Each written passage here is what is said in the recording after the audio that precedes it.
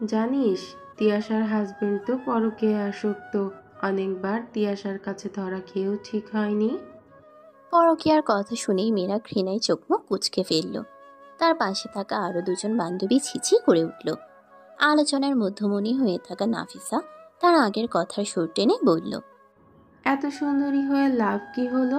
স্বামী তো হাতে রাখতে পারলো না।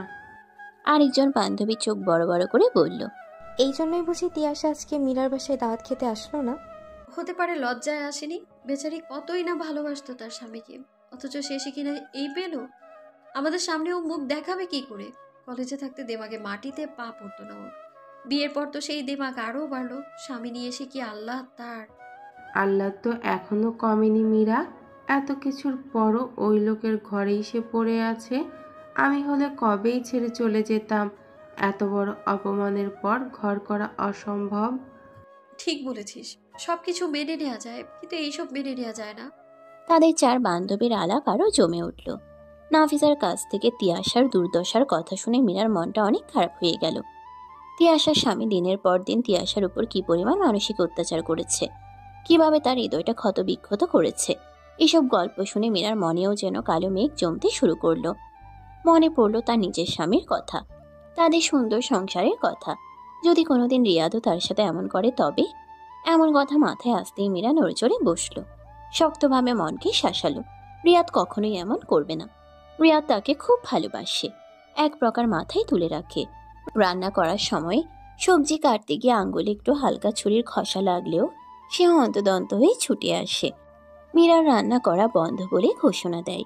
সব রান্না সে নিজে করবে বলে মীরাকে রান্নাঘর থেকে বের করে দেয়। আরও কত শত পাগলামি। মীরার আইসক্রিম খেতে মন চাচ্ছে।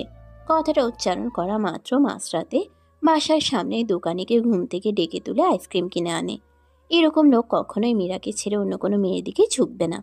মীরাদের আলোচনার মাঝখানে তার শাশুড়ি এসে তাকে ডাকলো। আজ তার আর রিয়াদের দ্বিতীয় বিবাহ বার্ষিকী। সেই উপলক্ষে অনেক আয়োজন করা হয়েছে। আত্মীয় স্বজন বন্ধু বান্ধব সবাইকেই দাওয়াত দেওয়া হয়েছে। শাশুড়ির ডাকে মীরা উঠে শাশুড়ির কাছে গেল।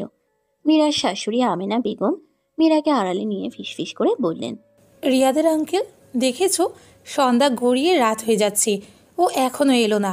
কেকই কাটা হবে কখন? আর গেস্টদের ডিনার সার্ভ করা হবে কখন? আমি কল করে দেখছি মা। রিয়াদকে অনেকগুলো কল করেও পাওয়া গেল না।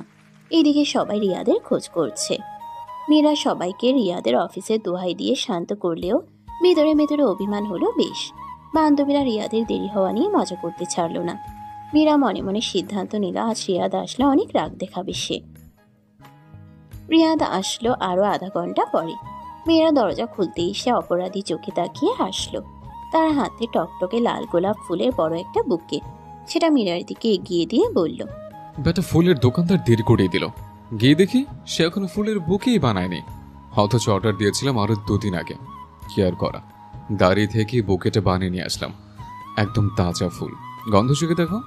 মুহূর্তেই মীরার সমস্ত অভিমান গলে পানি হয়ে গেল। চোখের কোণে সে পানির একাংশ উকিয়েও দিল।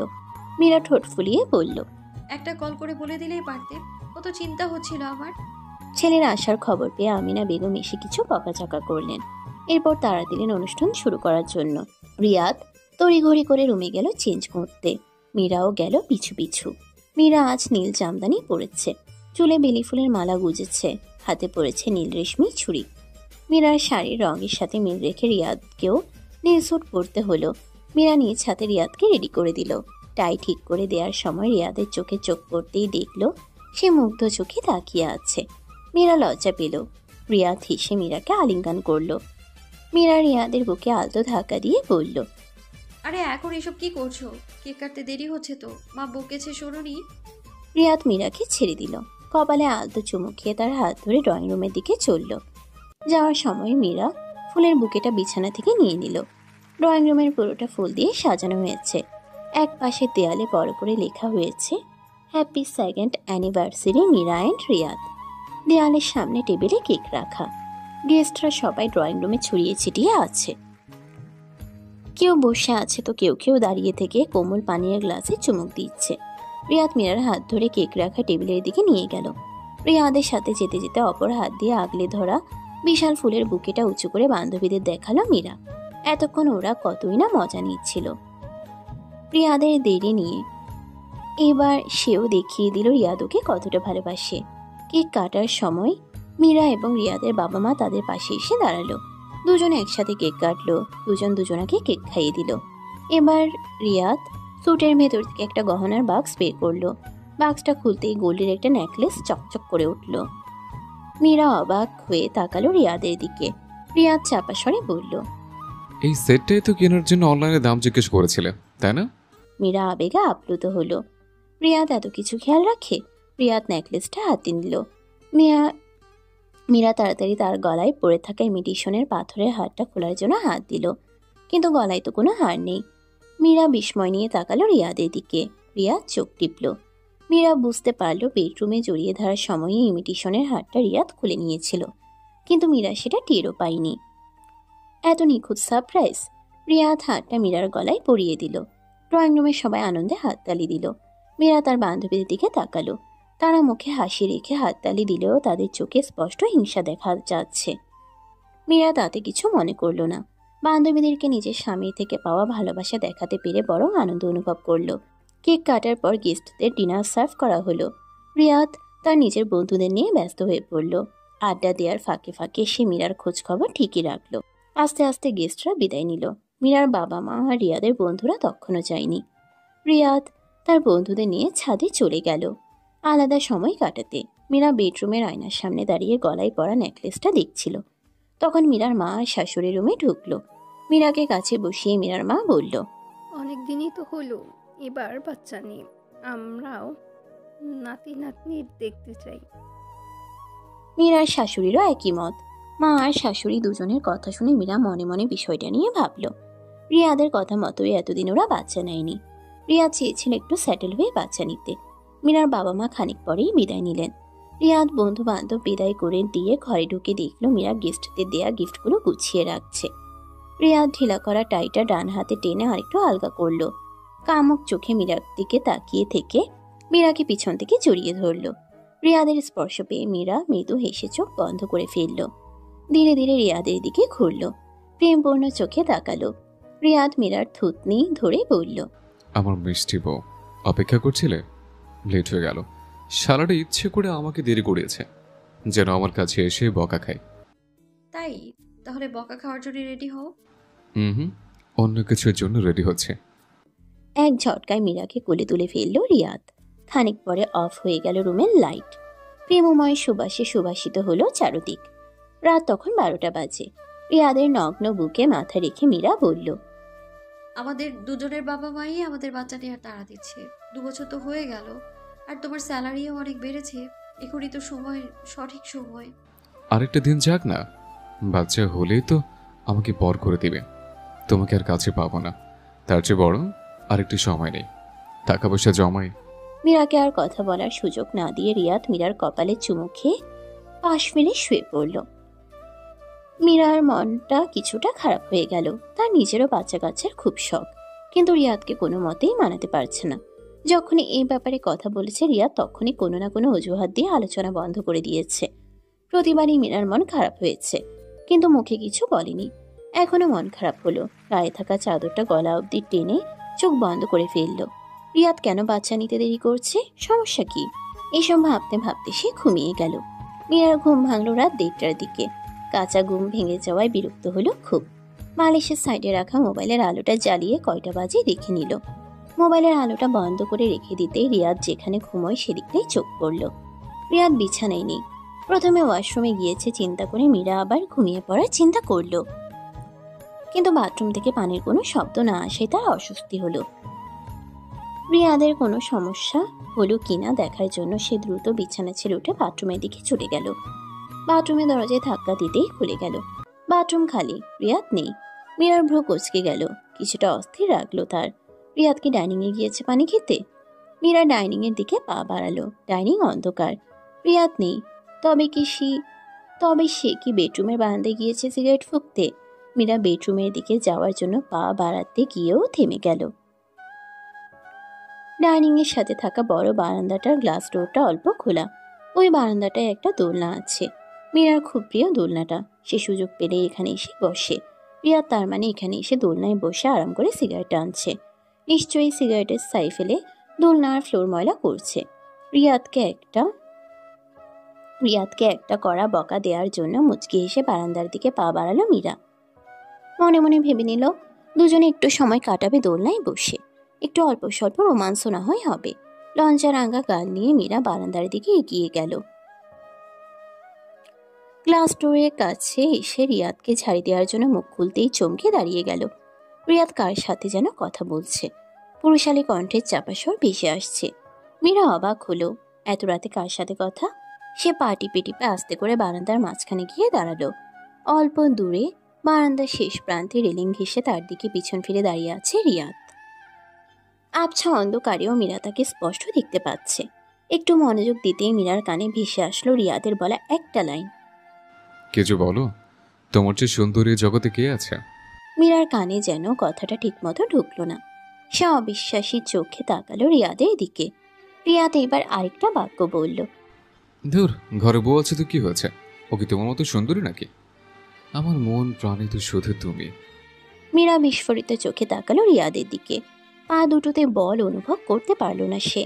তার মনে হচ্ছে এক্ষুনি ফ্লোরে পড়ে যাবে সে। তার চারপাশ কেমন জানি স্তব্ধ হয়ে গেল।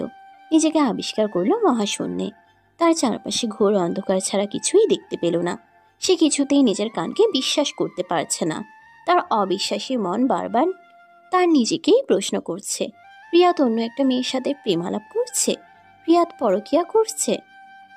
মীরা নিঃশ্বাস আটকে দাঁড়িয়ে আছে। শ্বাস ফেলতেও তার কষ্ট হচ্ছে। নিজের শ্বাস ফেলার শব্দটাও যেন বিষাক্ত লাগছে তার কানে। সে চলচল চোখে রিয়াদের দিকে তাকিয়ে অপেক্ষা করছে এরপর সে কি বলবে তা শোনার জন্য। রিয়াদ খুশি গলায় বলল, আজকে তোমার সাথে দেখা করে অনেক ভালো লাগছে। আমার আরও কিছুক্ষণ সময় কাটাতে ইচ্ছে হচ্ছিল, কিন্তু বাসায় পার্টি ছিল। যদিও বাসায় এসে মিথ্যে বলে কাটিয়ে নিয়েছে। আজ অ্যানিভার্সারি নামক প্যারাটা না থাকলে আরও কিছুক্ষণ সময় কাটাতে পারতাম। রিয়াদ কথাটা বলে থামল। ফোনের ওপাশের জন হয়তো কিছু বলেছে সেটা শুনল, তারপর তাচ্ছিল্য করে বলল, আরে না, এসব অ্যানিভার্সারি নামক ন্যাকামি আমার পছন্দ না। এসব আমার বউয়ের ন্যাকামি, যত সব। মীরা আর ঠিক থাকতে পারল না। তার মাথা ঘুরছে, পা টলছে। সে বারান্দার গ্রিল ধরে নিজের পতন ঠেকালো। মুখ থেকে চাপা কান্না বের হয়ে আসলো। নিস্তব্ধ রাতে মীরার চাপা কান্নার শব্দ রিয়াদের কানে পৌঁছতে সময় লাগলো না। সে জট করে পিছন ফিরে তাকালো। মীরাকে পিছনে দাঁড়িয়ে থাকতে দেখে সে ভূত দেখার মতো চমকে গেল। দ্রুত কলটা কেটে দিল। চারদিকে আবছা অন্ধকারেও তাদের একে অন্যের মুখ দেখতে ওদের অসুবিধা হলো না। মীরার চোখের পানি রিয়াদ স্পষ্ট দেখতে পাচ্ছে। মীরাও 2 হাত দূরত্বে দাঁড়িয়ে রিয়াদের চোখে মুখের ভয় দেখতে পাচ্ছে। রিয়াদ হতমত খেয়ে কি করবে কি বলবে ভেবে পেল না। সে ঢোক গিলে মৃদুস্বরে বলল, মীরা, আসলে। মীরা হাওমাও করে কেঁদে উঠল। আচমকা কান্নার শব্দে রিয়াদ ঘাবড়ে গেল। এই সময়ে কান্নার স্বর কেউ শুনলে ঝামেলা হয়ে যেতে পারে। তাই সে মীরাকে শান্ত করার জন্য এগিয়ে গিয়ে ধরল। সে মীরার 2 কাঁধে হাত রাখতে মীরা ধাক্কা মেরে সরিয়ে দিল রিয়াদকে। ধাক্কাটা এতই জোরে ছিল যে রিয়াদ ছিটকে গিয়ে দোলনার উপর পড়ে গেল। তার হাত থেকে ফোনটা পড়ে গেল ফ্লোরে। মীরা আর দাঁড়ালো না। সে ফ্লোর থেকে রিয়াদের ফোনটা তুলে নিয়ে হাওমাও করে কান্না করতে করতে বেডরুমের দিকে ছুটে গিয়ে বিকট শব্দে দরজা লাগিয়ে দিল। রিয়াদও পিছু পিছু দৌড়ে এলো। দরজায় হালকা আঘাত করে চাপা স্বরে মীরাকে ডাকলো, যেন তার বাবা মা শব্দ পেয়ে জেগে না যায়। কিন্তু রিয়াদের চেষ্টা বৃথা। বেডরুমের দরজা লাগানোর বিকট শব্দ আর মীরার কান্নার শব্দে রিয়াদের বাবা মা হন্তদন্ত হয়ে ছুটে এলো। রিয়াদকে দরজার বাইরে দাঁড়িয়ে থাকতে দেখে কি হয়েছে জানতে চাইল। রিয়াদ যথাসম্ভব নিজেকে সামলালো। কিছুটা সময় নিয়ে সুন্দর করে বলল, তেমন কিছু না, একটু ঝগড়া হয়েছে। আজ এমনি তো দেরি করে এসছে, তার উপর তোমরা তাকে বাচ্চা নিতে চাপ দিয়েছ। এসব নিয়ে একটু কথা কাটাকাটি হয়ে গেছে। তোমরা যাও, আমি সামনে নেব। রিয়াদের কথা শেষ হওয়ার সাথে সাথে বন্ধ দরজার উপাস থেকে মীরা চিৎকার করে বলল, বিশ্বাসঘাতক, প্রতারক, চরিত্রহীন, লজ্জা করে না মিথ্যে কথা বলতে? রিয়াদের মা আমিনা বেগম চোখ বড় বড় করে রিয়াদের দিকে তাকালো। প্রশ্ন করল, বৌমা, এসব কি বলছো? কি হয়েছে তোমাদের মাঝে? উফ মা, তোমরা যাও তো, আমাদের ব্যাপারে আমাদেরকে সামলাতে দাও। রিয়াদের বাবা মা কিছুই বুঝতে পারল না। আমিনা বেগম দরজায় করাঘাত করে বললেন, বৌমা, দরজা খোলো, কি হয়েছে আমাকে বলো। আপনার ছেলে আমার শেষ করে দিয়েছে মা। ও অন্য একটা মেয়ের সাথে পরকীয়া করে বেড়াচ্ছে। আমিনা বেগম বিস্ফোরিত চোখে তাকালো রিয়াদের দিকে। রিয়াদের বাবা রিয়াদের কাঁধ ঝাঁকিয়ে প্রশ্ন করলো। এসব কি বলছো বৌমা? এসব কি সত্যি? উত্তর দে। রিয়াদ চোখ বন্ধ করে ফেলল। এই পরিস্থিতি কিভাবে সামলাবে তার কিছুই সে বুঝতে পারছে না। এত সতর্কতা অবলম্বনের পরও যে মীরা বিষয়টা জেনে ফেলবে তা তার ধারণার বাইরে ছিল। সে এরকম কল্পনাতেও আনেনি। তাই এই অবস্থায় পড়লে সে কি করবে এরকমটা কখনো ভেবেও রাখেনি। এক বিভীষিকাময় রাত পার করলো রিয়াদের পরিবারের সবাই। ফজরের আজান দিয়ে দিয়েছে, চারদিক ফর্সা হতে শুরু করেছে, কিন্তু মীরা এখনো দরজা খুলেনি। আমিনা বেগম দরজার সামনে দেয়ালে হেলান দিয়ে ফ্লোরে বসে আছে। একটু পর পর ক্লান্ত গলায় মীরাকে ডাকছে। রিয়াদ মায়ের সামনে মাথা নিচু করে গুটিসুটি মেরে ঠাই দাঁড়িয়ে আছে। রিয়াদের বাবা ড্রয়িং রুমের সোফায় চোখ বন্ধ করে বসে আছেন। আমিনা বেগম শাড়ির আঁচল দিয়ে চোখ মুছলেন, ভাঙা গলায় ডাকলেন, মীরা মা, দরজাটা খুলো, আমার কথা শুনো। আমরা সবাই মিলে একসাথে বসে এর একটা সমাধান নিশ্চয়ই বের করতে পারবো। দরজা বন্ধ করে থাকাটা কোনো সমাধান না মা। ভেতর থেকে কোনো উত্তর এলো না। আমিনা বেগম দরজায় কান পাতলেন। মীরা এতক্ষণ দরজা না খুললেও কিছুক্ষণ পরপর তার কান্নার আওয়াজ শোনা যাচ্ছিল। মাঝে মাঝে আমিনা বেগমের কথার উত্তরও দিচ্ছিল, এখান থেকে চলে যেতে বলছিল, কিন্তু অনেকক্ষণ যাবৎ কোনো সারা শব্দ নেই তার। আমিনা বেগমের বুকটা ধক করে উঠল। মেয়েটা কোনো অঘটন ঘটাচ্ছে না তো? আমিনা বেগম অস্থির হয়ে দরজায় আঘাত করলেন, বললেন, মীরা, দরজাটা খোলো। আগে প্রমাণ হোক রিয়াদ এমন কিছু করছে কি না। তুমি তো শুধু ওকে ফোনে কথা বলতে শুনেছো। আগে সব কিছু ভালোভাবে আমরা জানি, তারপর তুমি যা শাস্তি দিবে ও মেনে নিবে। ভেতর থেকে আবারও কোনো উত্তর এলো না। আমিনা বেগম চিৎকার করে স্বামীকে ডাকলেন। রিয়াদের বাবা উঠে এলেন, তিনিও দরজায় করাঘাত করতে লাগলেন, কিন্তু কোনো লাভ হচ্ছে না। মীরা বিছানার উপর একভাবে বসে আছে। সারা রাত কান্নার কারণে তার চোখ লাল হয়ে ফুলে গেছে। বাইরের এত শোরগোল তার কথা বলতে ইচ্ছে করছে না। ওরা চাইলে দরজা ভেঙে ফেলতে পারে, তাতেও তার কোনো কিছু যায় আসে না। আর কোনো প্রমাণেরও প্রয়োজন নেই। সে যা যা শুনেছে এরপর আর কোনো কিছু জানার বাকি থাকে না। দরজা ধাক্কাধাক্কি করার সময় কলিং বেল বেজে উঠল। আমিনা বেগম স্বামীর মুখের দিকে বিস্ময় নিয়ে তাকালেন। এত ভোরে কারা এলো? রিয়াদের বাবা দ্রুত দরজার দিকে এগিয়ে গেল। পিপ হোল দিয়ে দেখলো মীরার মা বাবা বাইরে দাঁড়িয়ে আছে, সাথে আছে মীরার ভাই। দরজা খুলে দিতেই ওরা হুড়মুড়িয়ে ভেতরে ঢুকলো। মীরার বাবা রাগী কণ্ঠে বললেন, আমার মেয়ে কোথায়? কি করেছে আমার মেয়ের সাথে? শ্বশুরবাড়ির লোকজনকে দেখে রিয়াদের মাথায় আকাশ ভেঙে পড়ল। মীরা এই অল্পতেই স্বামীর সম্মানে তোয়াক্কা না করে তার বাপের বাড়িতে খবর দিয়ে দিবে তা সে ভাবেনি। মীরার মা ছুটে গেলেন মীরার বেডরুমে দরজার দিকে। দরজায় আঘাত করে বললেন, মীরা, দরজা খোল, আমরা এসেছি। মীরা যেন এই ডাক্তারই অপেক্ষা করছিল এতক্ষণ। রাতেই সে কল করে বাবা মাকে সব জানিয়েছে। সে বিছানা থেকে উঠে ছুটে গিয়ে দরজা খুলে দিল। মা বাবাকে দেখে সে হাউমাউ করে কান্না করে দিল। মাকে জড়িয়ে ধরে বিলাপ করে বলল, আমার সব শেষ হয়ে গেছে মা, আমার সংসার শেষ হয়ে গেছে। বিলাপ করতে করতে মীরা তার মাকে জড়িয়ে ধরেই ফ্লোরে বসে পড়ল। ড্রয়িং রুমে মিটিং বসেছে, সবার মুখ থমথমে। মীরা তার মায়ের কাছে বসে এখনো গুনগুন করে কাঁদছে।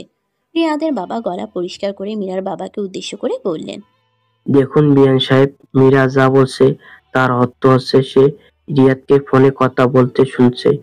কথা বলা শুনতে তো আর প্রমাণ হয় না ও পরকীয়া করছে। আমার কোনো সলিড প্রমাণও তো দেখিনি। হতে পারে কোনো বন্ধুর সাথে কথা বলতেছিল ঘুমের ঘরে, মীরা সেটা ভুল শুনছে। মীরা তার মায়ের কাঁধ থেকে মাথা তুলে সোজা হয়ে বসল। চোখের পানি মুছে কঠিন স্বরে বলল, আপনার প্রমাণ দেখতে চান? ঠিক আছে, আমি দেখাচ্ছি। বলেই মীরা তার শাড়ির ভাঁজে লুকিয়ে রাখা রিয়াদের ফোনটা বের করলো। এক কোনায় দাঁড়িয়ে থাকা রিয়াদ মনে মনে শিট বলে চোখ বন্ধ করে ফেলল। মীরা যখন তার ফোনটা সহ দরজা লাগিয়ে দিয়েছিল তখনই সে বুঝে গিয়েছিল যে তার খেল খতম। তারপরও সে আশাই ছিল যে মীরা অন্তত ফোনটা বড়দের কাউকে দেখাবে না, সে নিজে শুধু দেখবে।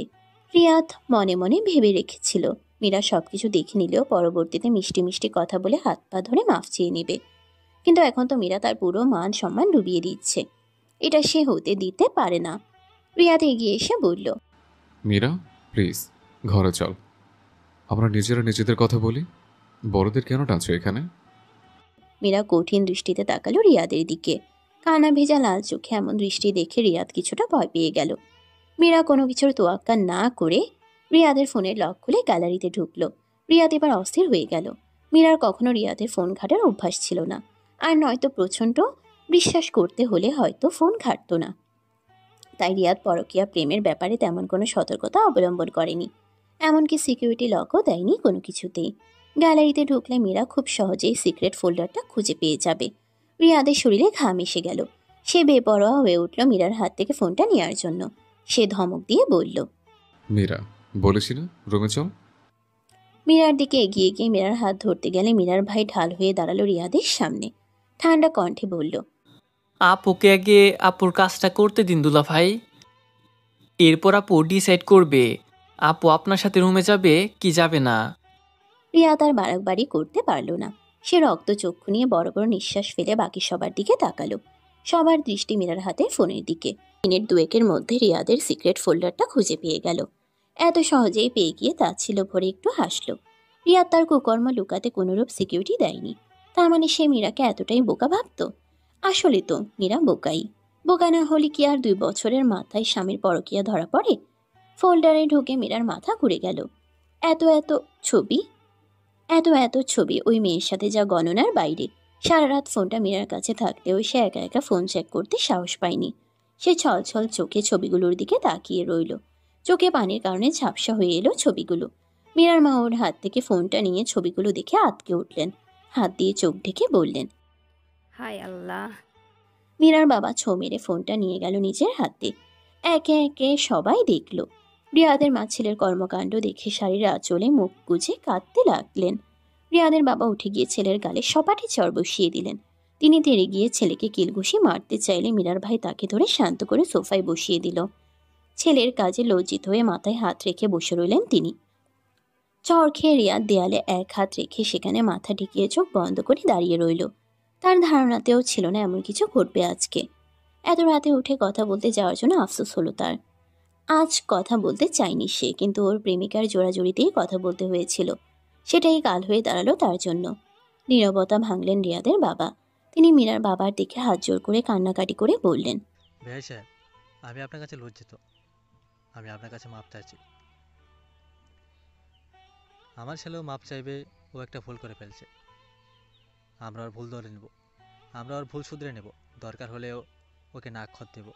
বৌমার পায়ে ধরে মাপ চেয়ে তবে সংসার শুরু করবে, তার আগে না। তারপর ছেলের দিকে তাকিয়ে বললেন, দাঁড়িয়ে আছিস কেন? বৌমার পায়ে ক্ষমা ধরে বৌমাকে নিয়ে ঘরে যা। একদম না, ওই চরিত্রহীন আমার দ্বিতীয়বার ছবে না। ক্ষমা করে দাও বৌমা, তুমি যা শাস্তি দিবে ও তাই মাথা পেতে নিবে। এরপর আর কখনো এমন করবে না, আমরা তোমাকে কথা দিলাম। আপনার ছেলের জন্য একটাই শাস্তি মা, আর এটা দিতে পারলে তবেই আমি শান্তি পাবো। রিয়াদের বাবা যেন আশার আলো দেখতে পেলেন। তিনি বললেন, অবশ্যই অবশ্যই, তুমি যা বলবে তাই ও মাথা পেতে নেবে। বলো মা, তুমি কি চাও? মীরা দাঁত দিয়ে ঠোঁট কামড়ে কান্নার বেগ আটকালো। নিজেকে কিছুটা সামলে কান্না ভেজা কঠিন কণ্ঠে বলল, ডিভোর্স চাই আমি। ডিভোর্স চাই। বাক্যটা রিয়াদের কানে ঢুকতেই সে ঝট করে ঘুরে তাকালো মীরার দিকে। মীরা শূন্য দৃষ্টিতে ডিভোর্স চাই বাক্যটা রিয়াদের কানে ঢুকতেই সে ঝট করে ঘুরে তাকালো মীরার দিকে। মীরা শূন্য দৃষ্টিতে ফ্লোরের দিকে তাকিয়ে আছে। তার চোখে মুখে কোনো অনুভূতি লেশমাত্র নেই। রিয়াদের বুকের ভেতর হুট করে কেমন জানি একটা লাগলো। তার বিশ্বাস করতে কষ্ট হলো যে মীরা ডিভোর্স চাইতে পারে। মীরার মতো নরম স্বভাবের মেয়ে এত কঠিন সিদ্ধান্ত কিভাবে নিতে পারে? মীরার কথা শুনে আমিনা বেগম আঁতকে উঠে বললেন, এসব কি বলছো বৌমা? মীরার বাবা মাও বিস্ময়ে তাকালো মীরার দিকে। স্বামী পাগল মেয়ে যে এত সহজে এত বড় সিদ্ধান্ত নিবে তা তারাও ভাবেনি। রিয়াদের বাবা চমকে গেলেন মীরার মুখে এমন কথা শুনে। তিনি এরকম কথা আশা করেননি। ডিভোর্স হলে আর একবার লোক জানাজানি হয়ে গেলে মান সম্মানের কিছুই বাকি থাকবে না। তাই তিনি ঘরোয়াভাবে ব্যাপারটা নিষ্পত্তি করতে চান। ভেতরে ভেতরে তিনি অনেকটা ঘাবড়ে গেলেও বাইরে সেটা প্রকাশ করলেন না। মীরাকে বোঝানোর স্বরে বললেন, রাগের বশে সিদ্ধান্ত নেওয়া উচিত হবে না বৌমা। এখন তোমার মনের অবস্থা ভালো না, তুমি নিজেকে একটু সামলাও, তারপর বুঝে শুনে সিদ্ধান্ত নাও। আমি বুঝে শুনেই সিদ্ধান্ত নিয়েছি। আমি এই মুহূর্তে আমার বাবা মায়ের সাথে চলে যাব। আপনারা যত তাড়াতাড়ি সম্ভব ডিভোর্সের ব্যবস্থা করুন। মীরার কঠিন কথায় পুরো ঘরে পিনপতন নীরবতা নেমে এলো। মীরার বলিষ্ঠ কণ্ঠস্বরে এমন কথা শুনে রিয়াদের অন্তর কেঁপে উঠল। সে বুঝতে পারল কি ভুল সে করেছে। সে কোনো কিছু না ভেবেই মীরার সামনে হাঁটু ভেঙে বসে পড়ল। হাত জোর করে মিনতি করে বলল, এত বড় সিদ্ধান্ত নিও না মীরা, আমার ভুল হয়ে গেছে, ক্ষমা করে দাও। আমি আর কোনোদিন তোমার মনে কোনো কষ্ট দেব না। একটা বার বিশ্বাস করে দেখো, এরপরও যদি বিশ্বাস ভাঙি তখন যা শাস্তি দিতে চাও দিও। বলো মীরা, ক্ষমা করেছ? মীরার মুখের ভাবভঙ্গির তেমন কোনো পরিবর্তন হলো না। রিয়াদের কথায় তার চোখের পাপড়ি পর্যন্ত নড়ল না। রিয়াদ কম্পমান চোখে উত্তরের অপেক্ষায় মীরার দিকে তাকিয়ে রইল। কিন্তু মীরার ইস্পাত কঠিন মুখভঙ্গি দেখে তার অন্তরের কাঁপুনি আরও বেড়ে গেল। শুকনো ঠোঁট দুটো জিভ দিয়ে ভিজিয়ে নিল রিয়াদ। তারপর 2 হাত দিয়ে মীরার পা জড়িয়ে ধরল। কাঁদো কাঁদো কণ্ঠে বলল, তুমি তো কঠিন হতে পারো না মীরা। আমাকে না তুমি ভালোবাসো, ভালোবাসার দোহাই দিয়ে মাফ করে দাও। একবার মাফ করে দিয়ে দেখো, আমাদের সুন্দর একটা সংসার হবে, আমাদের বাচ্চা কাচ্চা হবে। কয়েক ঘন্টা আগেও না তুমি বাচ্চার কথা বলছিলে। রিয়াদের মুখে বাচ্চার কথা শোনা মাত্রই মীরার মাথায় আগুন জ্বলে গেল। সে 2 হাত দিয়ে সজোরে ধাক্কা দিয়ে রিয়াদকে সরিয়ে দিয়ে শটান দাঁড়িয়ে পড়ল। রিয়াদ 1 হাত ফ্লোরে ভর দিয়ে কোনো মতে নিজেকে সামলালো। সে বিস্ময় নিয়ে তাকালো রাগে ফুঁসতে থাকা মীরার দিকে। মীরার রাগে ফেটে পড়ে চিৎকার করে বলল, কাপুরুষ চরিত্রহীন, কি ভেবেছিস তোর মিষ্টি কথা আমি ভুলে যাব? কখনোই না। বাচ্চার দোহাই দিয়ে, ভালোবাসার দোহাই দিয়ে তুই আমায় আটকাতে পারবি না একদম। আমি এক্ষুনি এক কাপড়ে এই বাড়ি থেকে বেরিয়ে যাব। মীরা বড় বড় পা ফেলে দরজার দিকে এগিয়ে যেতে চাইলে রিয়াদ ফ্লোরে বসা অবস্থায় হামাগুড়ি দিয়ে মীরার পা ধরে ফেলল। মীরা থামল না। সে রিয়াদের হাতে লাথি মেরে পা ছাড়িয়ে নিয়ে দরজা খুলে দ্রুত পায়ে বেরিয়ে গেল। মীরার ভাইও ছুটে গেল বোনের পিছু পিছু। রিয়াদের বাবা মা এতক্ষণ হতবাক হয়ে সব দেখছিলেন। মীরা বের হয়ে যাওয়ার সাথে সাথে আমিনা বেগম হাহাকার করে উঠলেন। তিনি মীরাকে আটকানোর জন্য সোফা থেকে উঠে মীরার পিছু পিছু ছুটে যেতে চাইলেন, কিন্তু পারলেন না। দরজার কাছে যাওয়া মাত্রই তিনি জ্ঞান হারিয়ে মাটিতে লুটিয়ে পড়লেন। রিয়াদ স্থির হয়ে বসে রইল ফ্লোরে। প্রথমে মীরাকে বাড়ি থেকে চলে যেতে দেখল, আর এখন নিজের অসুস্থ মাকে জ্ঞান হারিয়ে পড়ে যেতে দেখল। সমস্ত ঘটনায় রিয়াদ পাথর হয়ে গেল। সবকিছু এত তাড়াতাড়ি এলোমেলো হয়ে যাবে সে ভাবেনি। মীরাকে আটকানো সম্ভব হয়নি। সে সবকিছু ছেড়ে ছুড়ে চলে গেছে। রিয়াদ একা ঘরে স্থির হয়ে বসে আছে। আমিনা বেগমকে নিয়ে যাওয়া হয়েছে। যদিও চোখে মুখে পানি দেওয়ার পরপরই উনার জ্ঞান ফিরে এসেছিল, কিন্তু রিয়াদের বাবা কোনো রিস্ক নিতে চাননি। তাই তিনি হাসপাতালে নিয়ে গেছেন আমিনা বেগমকে। পুরো বাসায় রিয়াদ এখন একা। তার এখনো বিশ্বাস হচ্ছে না যে মীরা তাকে একা ফেলে চলে গেছে। রাত থেকে সকাল পর্যন্ত পুরোটা সময় তার বিশ্বাস ছিল মীরাকে বুঝিয়ে শুনিয়ে মাফ চেয়ে নেওয়া যাবে, কিন্তু মীরা যে এতটা কঠিন হতে পারে তা তার ধারণাতেও ছিল না। রিয়াদের বাবা আমিনা বেগমকে নিয়ে হাসপাতাল থেকে ফিরে এলেন। দুজনের চেহারার অবস্থাই মলিন। হাসপাতাল থেকে ফেরার পথে মীরাদের বাসায় গিয়েছিল দুজনেই। মীরাকে আবারও বোঝানোর চেষ্টা করেছিলেন, কিন্তু কোনো ফল হলো না। রিয়াদ বাবা মার সামনে গিয়ে দাঁড়ালো, প্রশ্ন করল, এখন শরীরটা কেমন মা? আমিনা বেগম তির্যক দৃষ্টিতে তাকালেন ছেলের দিকে। সেই দৃষ্টিতে শুধুই ঘৃণা। ছেলের কথার উত্তর না দিয়ে মুখ ঘুরিয়ে চলে গেলেন। রিয়াদের বাবাও কোনো রকম কথা না বলে স্ত্রীকে অনুসরণ করলেন। রিয়াদ কিছুক্ষণ অসহায়ের মতো দাঁড়িয়ে রইল। এরপর কি মনে করে রেডি হয়ে অফিসে চলে গেল। অফিসে বসে সারাক্ষণ মীরার সাথে কথা বলার চেষ্টা করে গেল, কিন্তু মীরা ফোন তুলল না। এমনকি এক পর্যায়ে মীরা ফোন সুইচ অফ করে দিল। রিয়া তাও থামল না। মীরার বাসার প্রতিটা ফোনে কল দিল। কল দিয়ে অনুনয় করলো মীরার সাথে কথা বলিয়ে দেওয়ার জন্য, কিন্তু মীরা কথা বলল না। এক পর্যায়ে প্রত্যেকেই বিরক্ত হয়ে রিয়াদের নাম্বার ব্লক করে দিল। অফিস শেষ হতেই রিয়াদ ছুটে গেল মীরাদের বাড়িতে, কিন্তু বাড়ির দরজায় বড় একটা তালা ঝুলানো। রিয়াদ অনেকক্ষণ সিঁড়িতে অপেক্ষা করলো, কিন্তু ওরা ফিরল না। ফোনে কল করেও লাভ হলো না, কারো ফোনেই কল ঢুকলো না। প্রতিবেশীদেরকে জিজ্ঞেস করেও তেমন কিছু জানা গেল না। রিয়াদ বাড়ি ফিরল রাত 10টায়। দরজা খুলে বিধ্বস্ত রিয়াদকে দেখে আমিনা বেগম আটকে উঠলেন। রিয়াদ রোবটের মতো আমিনা বেগমকে পাশ কাটিয়ে ঘরে ঢুকে দরজা আটকিয়ে দিল। আমিনা বেগম কয়েকবার দরজায় নক করলেও দরজা খুলল না। ঘরে ঢুকে ওই অবস্থাতেই সে বিছানায় শুয়ে পড়ল। আগের মতো সব ঠিক থাকলে এতক্ষণে মীরার কাছে কয়েক দফা বকা খেতে হতো দেরি করার জন্য। মীরা ওকে ঠেলে ঠুলে পাঠাতো ফ্রেশ হতে, কিন্তু এখন মীরা নেই। বাইরের সামান্য সুখের জন্য সে তার ঘরের অফুরন্ত সুখ হারিয়েছে। এই কথা মনে আসতেই রিয়াদের মাথায় আসলো তার প্রেমিকা আজ সারাদিন একবারের জন্য কল করেনি। গত রাতে কল কাটার পর তার আর কোনো খবর নেই। মেয়েটি কি রিয়াদের অবস্থা বুঝতে পেরেছে? না, ওর তো বোঝার কথা না। রিয়াদ বিছানায় উঠে বসলো।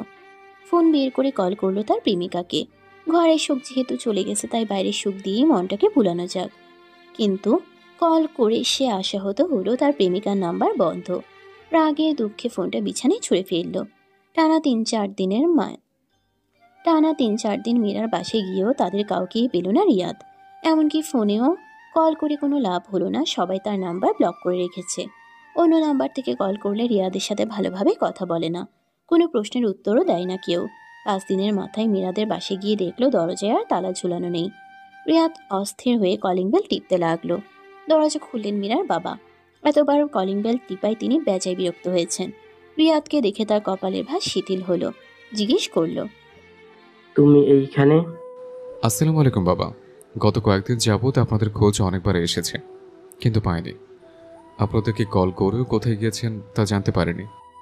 আমরা গ্রামের বাড়িতে গিয়েছিলাম, গতকাল রাতে ফিরেছি। মীরার মানসিক অবস্থার উন্নতির জন্য জায়গা পাল্টানোর প্রয়োজন ছিল। রিয়াদের মনে কিছুটা আশার সঞ্চার হলো। যেহেতু অন্য জায়গা থেকে ঘুরে এসেছে, এখন নিশ্চয়ই মীরার মনটা একটু ভালো। এখন পা ধরে মাফ চেয়ে সব ঠিকঠাক করে নেওয়ার সুযোগ রয়েছে। রিয়াদ উৎফুল্ল কণ্ঠে বলল, আমি মীরার সাথে দেখা করতে এসেছি, ওর সাথে আলাদা একটি কথা বলতে চাই।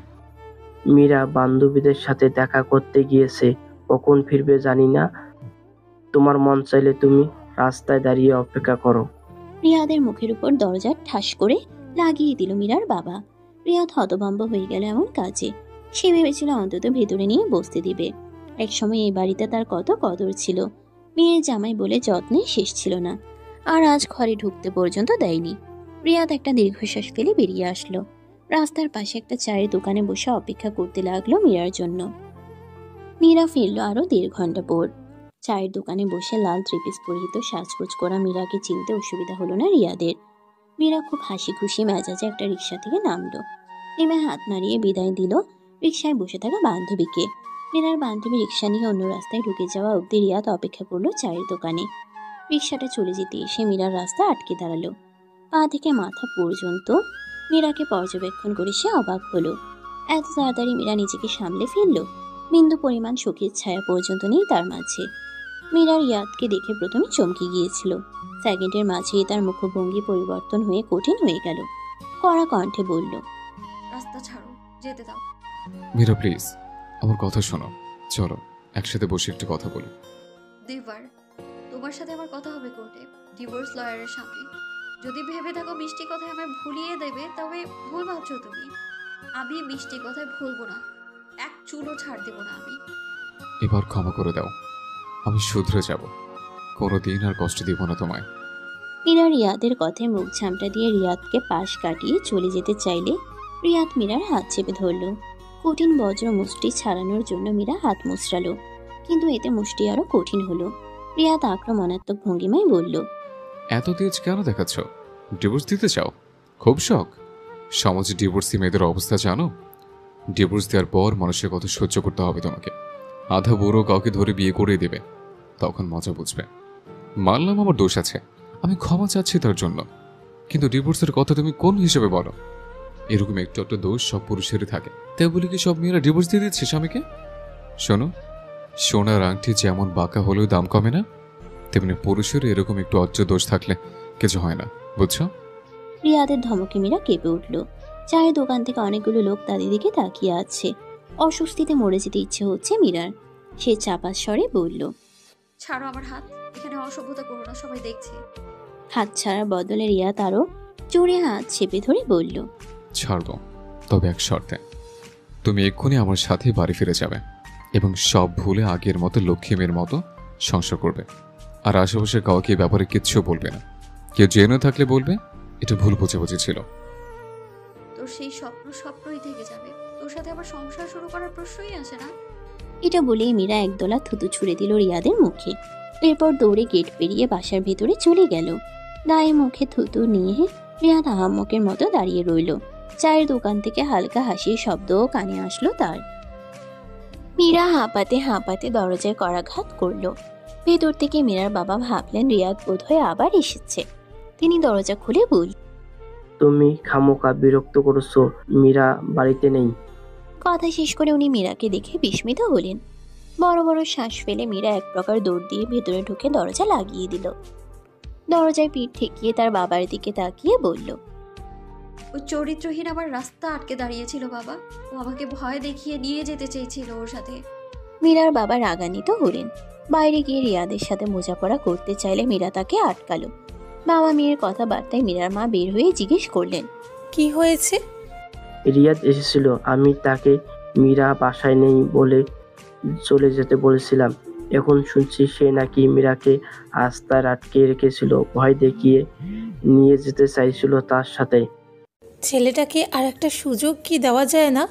এতদিনের সুখের সংসারটা এভাবে ভেঙে দেওয়াটা কি উচিত হবে?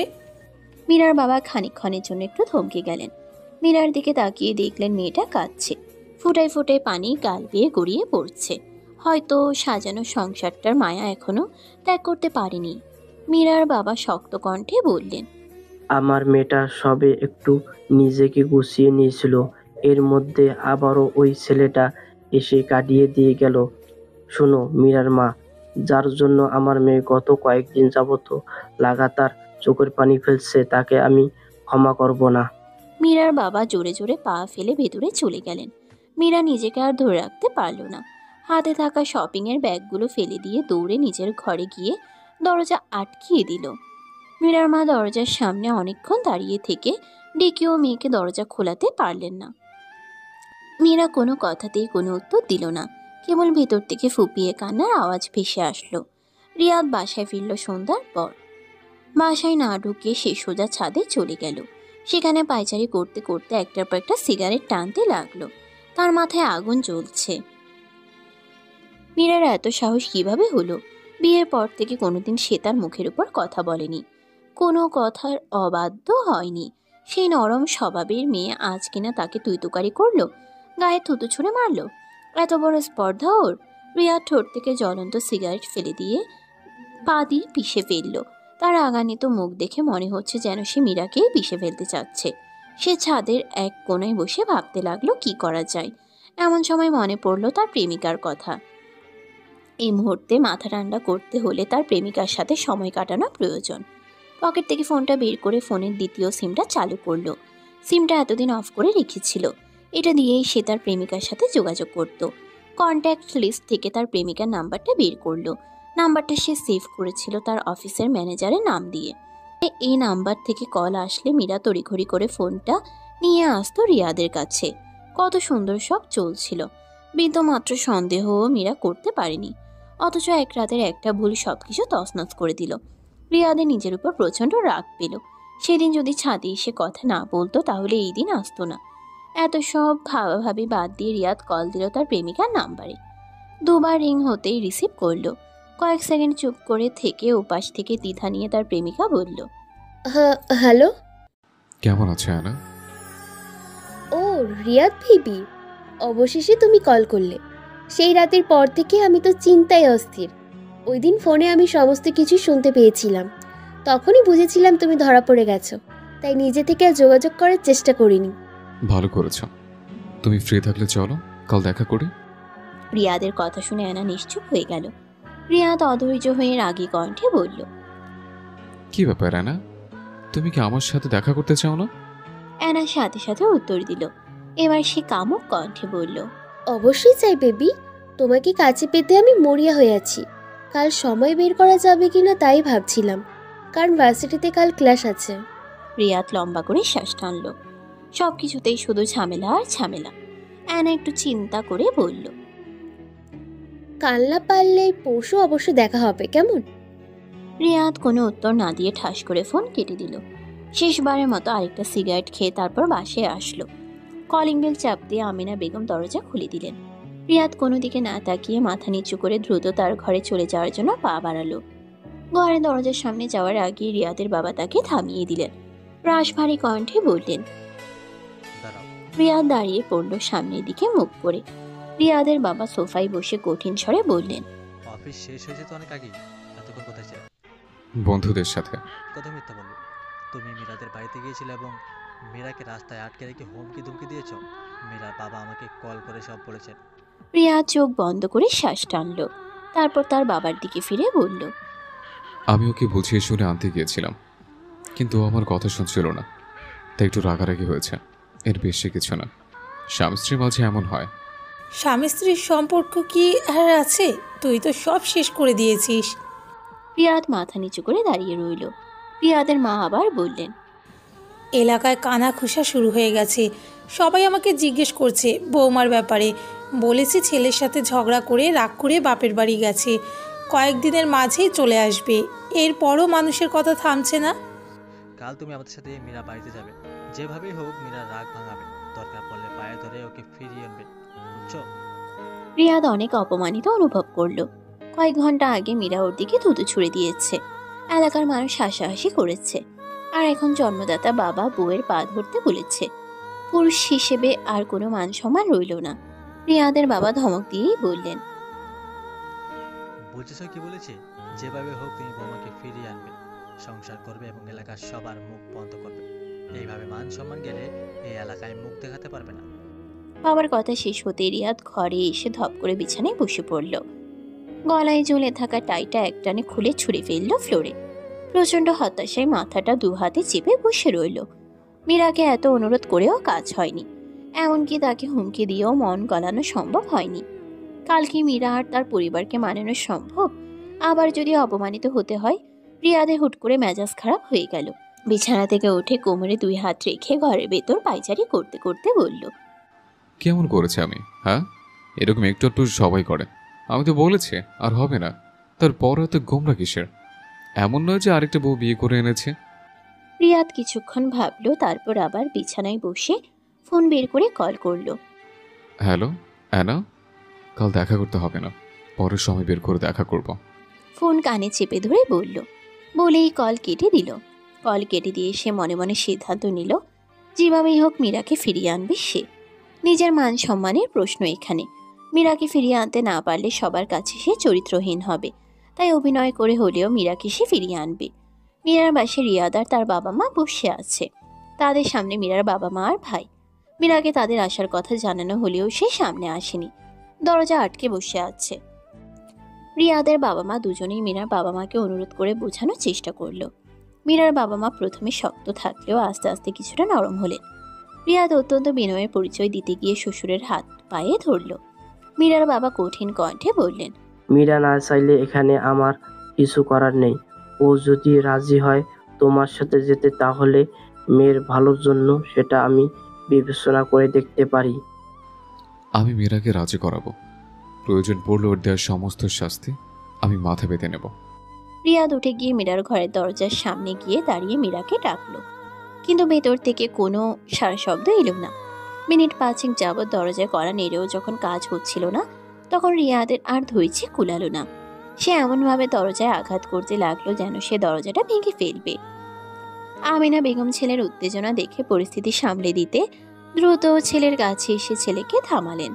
মীরার বাবা মার দিকে তাকিয়ে হেসে বললেন, মীরা হয়তো রিয়াদের ওপর অভিমান করে দরজা খুলছে না, আমি একটু চেষ্টা করে দেখি। রিয়াদ বিক্ষিপ্ত মেজাজে সোফায় এসে বসে পড়ল। তার নিজেকে খুব ছোট লাগছে। এতবার ডাকার পরেও মীরা দরজা খুলল না। সে তো ক্ষমা চাইতেই এসেছে, একটু ভদ্রতা কি দেখানো যেত না? আমিনা বেগম বেশ কয়েকবার দরজায় কড়া নেড়ে ডাকলেন, অনেক ইমোশনাল কথাবার্তা বললেন। এক পর্যায়ে আস্তে করে মীরা দরজা খুলল। আমিনা বেগমের সাথে মীরার মাও ঘরে ঢুকলেন। রিয়াদ একবার চোখ তুলে মীরার ঘরের দরজার দিকে তাকালো। দরজার ফাঁক দিয়ে দেখলো আমিনা বেগম আর মীরার মায়ের মাঝখানে বসে মীরা ফুপিয়ে কান্না করছে। আমিনা বেগম তার মাথায় হাত বুলিয়ে দিচ্ছে। রিয়াদ কিছুটা স্বস্তি পেল, কিছুটা হলেও পজিটিভ সাইন দেখতে পাচ্ছে সে।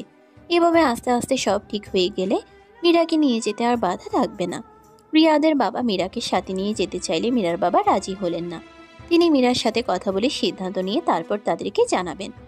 রিয়াদের বাবা যাওয়ার সময় ওনার কাঁধে হাত রেখে বললেন, ভাই সাহেব, আমরা সবাই সমাজে আছি, একবার মান সম্মানে দাগ লাগলে মুখ দেখানো দায় হয়ে যাবে। আপনার মান সম্মান যাবে। আপনি মেয়ের বাবা, আশা করব আপনি বুঝে শুনেই সিদ্ধান্ত নেবেন। রিয়াদরা চলে গেল। রাতে শোয়ার আগে মীরার বাবা রিয়াদের বাবার বলে যাওয়া কথাগুলো তর্জমা করতে লাগলেন।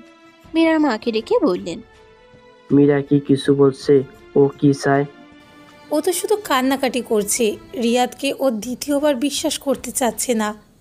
এলাকার মানুষজন মীরার ব্যাপারটা নিয়ে প্রশ্ন করছে, কাউকে জবাব দিতে পারছি না। আত্মীয় স্বজন কল করে সাজেশন দিচ্ছে যে ডিভোর্স যেন না হয়। মেয়ের ডিভোর্স হলে নাকি বিয়ে দিতে সমস্যা হবে। কি করব বুঝতে পারছি না। এত সুন্দর সংসার আমার মেয়ের, মা হয়ে সেই সংসার ভেঙে যাক তা আমি চাই না।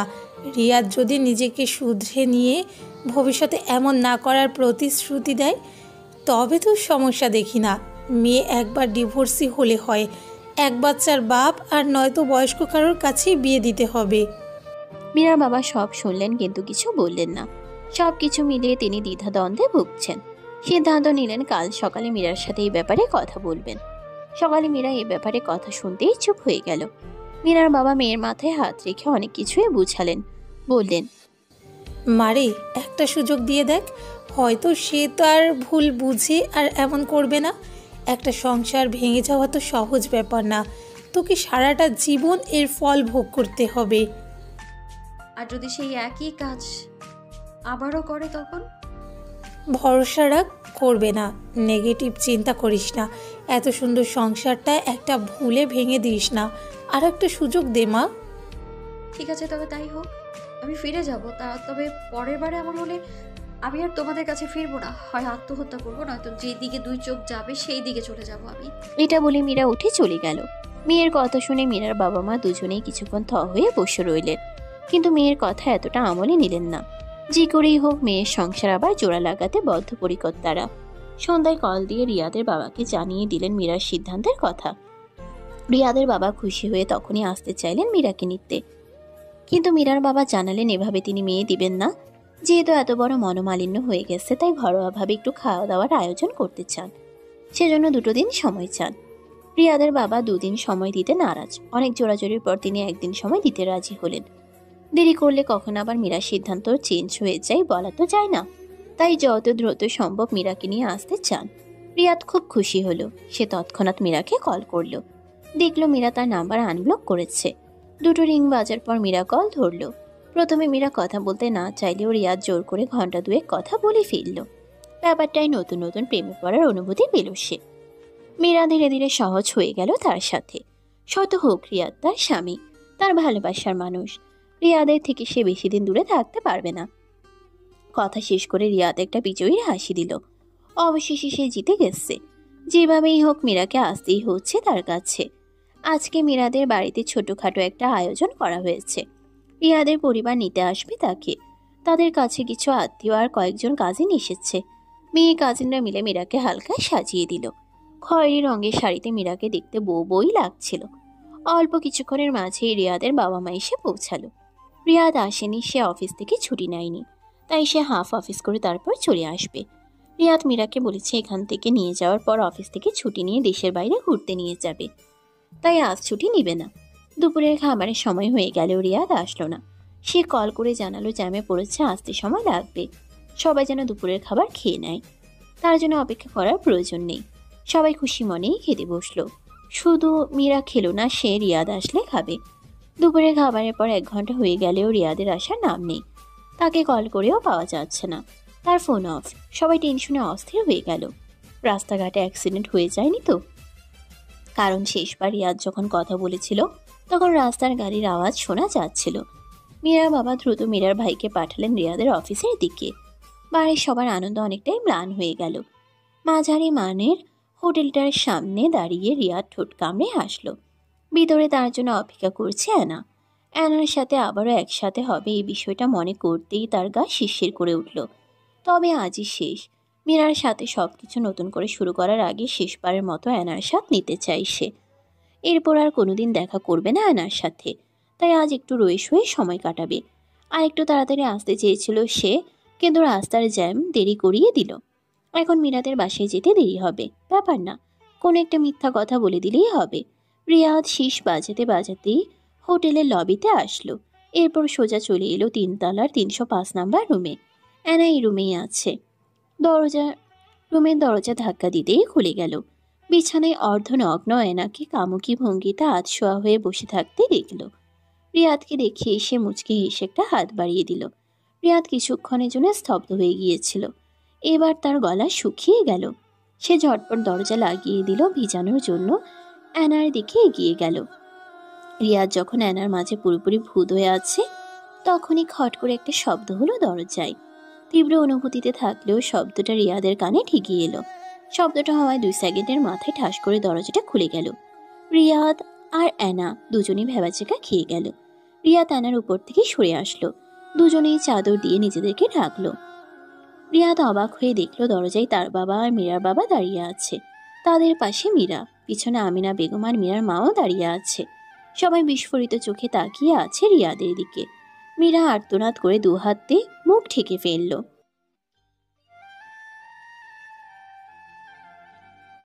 মীরার বাসায় সবাই যখন রিয়াদের চিন্তায় অস্থির, তখন মীরার ফোনে একটা কল আসে।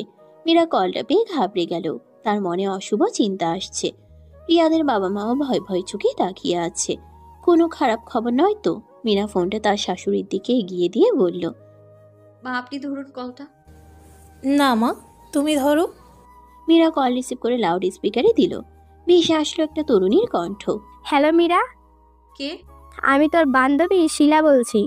হ্যাঁ শিলা বলো। তুই কোথায়? আমি বাড়িতে। আসলে আমি এইমাত্র রিয়াদ ভাইয়াকে দেখলাম একটা হোটেলে গিয়ে ঢুকলো। ভাবলাম তুইও বোধ হয় ওইখানে। এখন তো রিয়াদের হোটেলে যাওয়ার কথা না, তুই বোধহয় অন্য কাউকে দেখেছিস। না মীরা, ওইটা রিয়াদ ভাইয়াই ছিল, কাঁধে অফিসের ব্যাগ। আচ্ছা, কোন হোটেলে দেখেছিস? হোটেলের নামটা জেনেই মীরা কলটা কেটে দিল। তাকিয়ে দেখলো সবাই মুখ চাওয়াচাওয়ি করছে। রিয়াদের বাবা মা দুজনেই হতভম্ব হয়ে দাঁড়িয়ে আছে। আজকের দিনে এই সময়ে তাদের ছেলে হোটেলে কি করছে? রিয়াদের বাবা বলল, নিশ্চয়ই অন্য কাউকে দেখেছো, ওটা রিয়াদ না। তাহলে চলুন ওই হোটেলে, দেখে আসি আসল ব্যাপারটা কি। এরপরে সবাই মিলে হোটেলে আসলো। হোটেলের ম্যানেজারকে রিয়াদের ছবি দেখালে সে চিনতে পারলো এবং বলল, এই হোটেলেই আছেন তিনি। রুম নাম্বার জানতে চাইলে হোটেল ম্যানেজার বলতে চাইল না। মীরা টেবিলের উপর থাবা দিয়ে বলল, তাহলে বেশ, আমি পুলিশে কল করছি। আপনার হোটেলে অসামাজিক কাজ হওয়ার অভিযোগ জানাচ্ছি আমি। এরপর পুলিশ এসে না হয় রেড দিয়ে বের করবে কোন রুমে আছে এই লোক। হোটেল ম্যানেজার ঘাবড়ে গেলেন। পুলিশ আসলে হোটেলের রেপুটেশন কমে যাবে, তাকে জেলেও যেতে হতে পারে। তাই সে রুম নাম্বারটা বলে দিল। মীরা শুধু রুম নাম্বার জেনেই ক্ষান্ত হয়নি, সে রুমে ডুপ্লিকেট চাবিও হাতিয়ে নিল। এরপরে রিয়াদের রুম খুলে সে রিয়াদের আসল রূপটা দেখতে পেল। ওদের সবার হঠাৎ আগমনে রিয়াদ ভেবাচেকা খেয়ে গেল। সে কি করবে কিছুই বুঝতে পারল না। ওদের আগমন তার কাছে অপ্রত্যাশিত ছিল। রিয়াদের মায়ের ছেলেকে এই অবস্থায় দেখে মূর্ছা যাওয়ার মতো অবস্থা। তিনি শরীরের ভার সামলাতে না পেরে পড়ে যেতে নিলেন। রিয়াদের বাবা দ্রুত স্ত্রীকে ধরলেন। রিয়াদ বিছানায় বসা অবস্থায় হাত বাড়িয়ে ডেকে উঠল, মা। রিয়াদের বাবা লাল চোখে ছেলের দিকে তাকিয়ে বললেন, তোকে আমি ত্যায্যপুত্র করলাম, তোর মুখ আর দেখাবে না। মীরার বাবা কান্নারত মীরাকে আগলে ধরে বাইরে নিয়ে আসলেন। শেষবার রিয়াদের বাবার দিকে তাকিয়ে বললেন, আপনাদের সাথে আবারও করে দেখা হবে ডিভোর্স লয়ারের সামনে। আস্তে আস্তে সবাই চলে গেল। রিয়াদ বন্ধ দরজাটার দিকে অবিশ্বাস নিয়ে তাকিয়ে বসে রইল। অ্যানা রিয়াদের বাহুতে গাল ঘষে বলল, চরম সুখের মাঝখানে কি ঝামেলাই না হলো। এখন কি করবে বেবি? কন্টিনিউ করবে না? রিয়াদ নিজের বাহু ছাড়া দিয়ে অ্যানাকে দূরে সরিয়ে বলল, যা এখান থেকে। অ্যানা বালিশে হেলান দিয়ে রিল্যাক্স মুডে বলল, কেন যে এসব পরকীয়াতে জড়াতে যাও, এবার বোঝো ঠেলা। আমাকে উপদেশ দিচ্ছিস? আমি বিবাহিত জেনে তুই আমার সাথে শুতে এলি কেন শালি? তুই নিজে কি ভালো মানুষ? অ্যানা ধাক্কা দিয়ে রিয়াদকে সরিয়ে দিল। কিছুক্ষণ দম নিয়ে কাশলো, তারপর জামা কাপড় পরতে পরতে বলল, আগে তুই তো নিজের চরিত্র ঠিক কর। বউ থাকতে অন্য মেয়ের কাছে আসিস কেন? আমি কি তোর মাথায় পিস্তল ঠেকিয়ে শুতে বলেছিলাম আমার সাথে? তোর তো আমার সাথে দেখা হওয়ার প্রথম দিনই প্যান্ট খুলে যাচ্ছিল। রিয়াদ আরও কিছু বলার প্রস্তুতি নিচ্ছিল, কিন্তু এর আগে অ্যানা বেরিয়ে গেল রুম ছেড়ে। রুমের ভেতরে একা স্তব্ধ হয়ে বসে রইল রিয়াদ। আজকে সবকিছু ঠিকঠাক হতে যাচ্ছিল, অথচ আবারও সব এলোমেলো হয়ে গেল। আজকে সে অ্যানার সাথে দেখাটা না করলেই পারত, কিন্তু নিজের লোভী মানসিকতার জন্য আজকে তার এই পরিণতি। রিয়াদ রাগে চোটে রুমে জিনিসপত্র লণ্ডভণ্ড করে ফেলল। আজ রিয়াদ আর মীরার ডিভোর্স। দুই পরিবারই কোর্টে উপস্থিত। রিয়াদের বাবা মা আসতে চায়নি, কিন্তু রিয়াদের জন্য আসতে হয়েছে। ডিভোর্স পেপারে সাইন করে সব ফর্মালিটি শেষ করা হলো। মীরা কাঁদছে, তার চেহারা বিধ্বস্ত। বাবার বুকে মাথা ঠেকিয়ে ফোপাতে ফোপাতে দূর পায়ে রিকশায় গিয়ে উঠল সে। পিছনে রিকশায় মীরার মা আর মীরার ভাই। রিকশা দুটো চলে গেল। রিয়াদ কিছুক্ষণ সেদিকে তাকিয়ে রইল। তার নিজেকে কেমন যেন শূন্য শূন্য লাগছে। ডিভোর্স পেপারে সাইন করার আগ পর্যন্ত সে ক্ষমা চেয়েছে মীরার কাছে, কিন্তু কোনো লাভ হলো না। মীরা কাবিনের টাকাটা পর্যন্ত নেয়নি, টেবিলের উপর ছুঁড়ে ফেলে দিয়েছে। অনেক যুক্তি তর্ক দিয়েও তাকে কাবিনের টাকা গ্রহণ করানো যায়নি। রিয়াদের বাবা মা ছেলের দিকে একবার তীর্যক দৃষ্টিতে তাকালেন। রিয়াদের বাবা বললেন, এইভাবে দাঁড়িয়ে না থেকে আমাদের জন্য রিক্সা ডেকে আনো। শুধু তোমার মায়ের জন্য এখনো তোমাকে আমি বাড়িতে জায়গা দিয়েছি। রিয়াদ মাথা নিচু করে চলে গেল রিক্সা ডাকতে। রিয়াদের বাবা মা দুজনেই করুণ চোখে ছেলের দিকে তাকিয়ে রইলেন। একটা মাত্র ছেলে তাদের, সে এরকম বিপদে গেছে তা তারা মেনে নিতে পারছে না। উপরে উপরে কঠিন থাকলেও ভিতরে ভিতরে ছেলের সংসার ভেঙে যাওয়ার কষ্ট তারাও পাচ্ছেন। এখন তাদের একটাই পরিকল্পনা, ছেলেকে এই পথ থেকে ফিরিয়ে এনে আবারও বিয়ে দিয়ে সংসারী করা। একমাত্র ছেলেকে এভাবে ধ্বংস হতে দেওয়া যাবে না। ডিভোর্সের পর 2 মাস কেটে গেলেও রিয়াদ ব্যাপারটা বলতে পারেনি। প্রায়ই সে মীরাকে মনে করে মেজাজ হারিয়ে উত্তেজিত হয়ে পড়ে।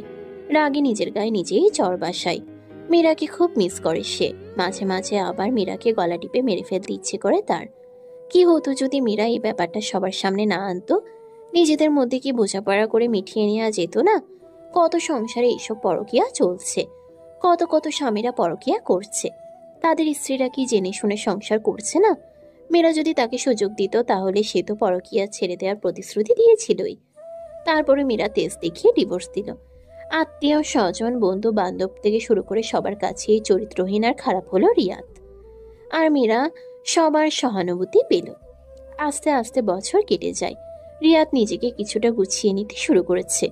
এই 1 বছরে অনেক কিছুই চেঞ্জ হয়েছে।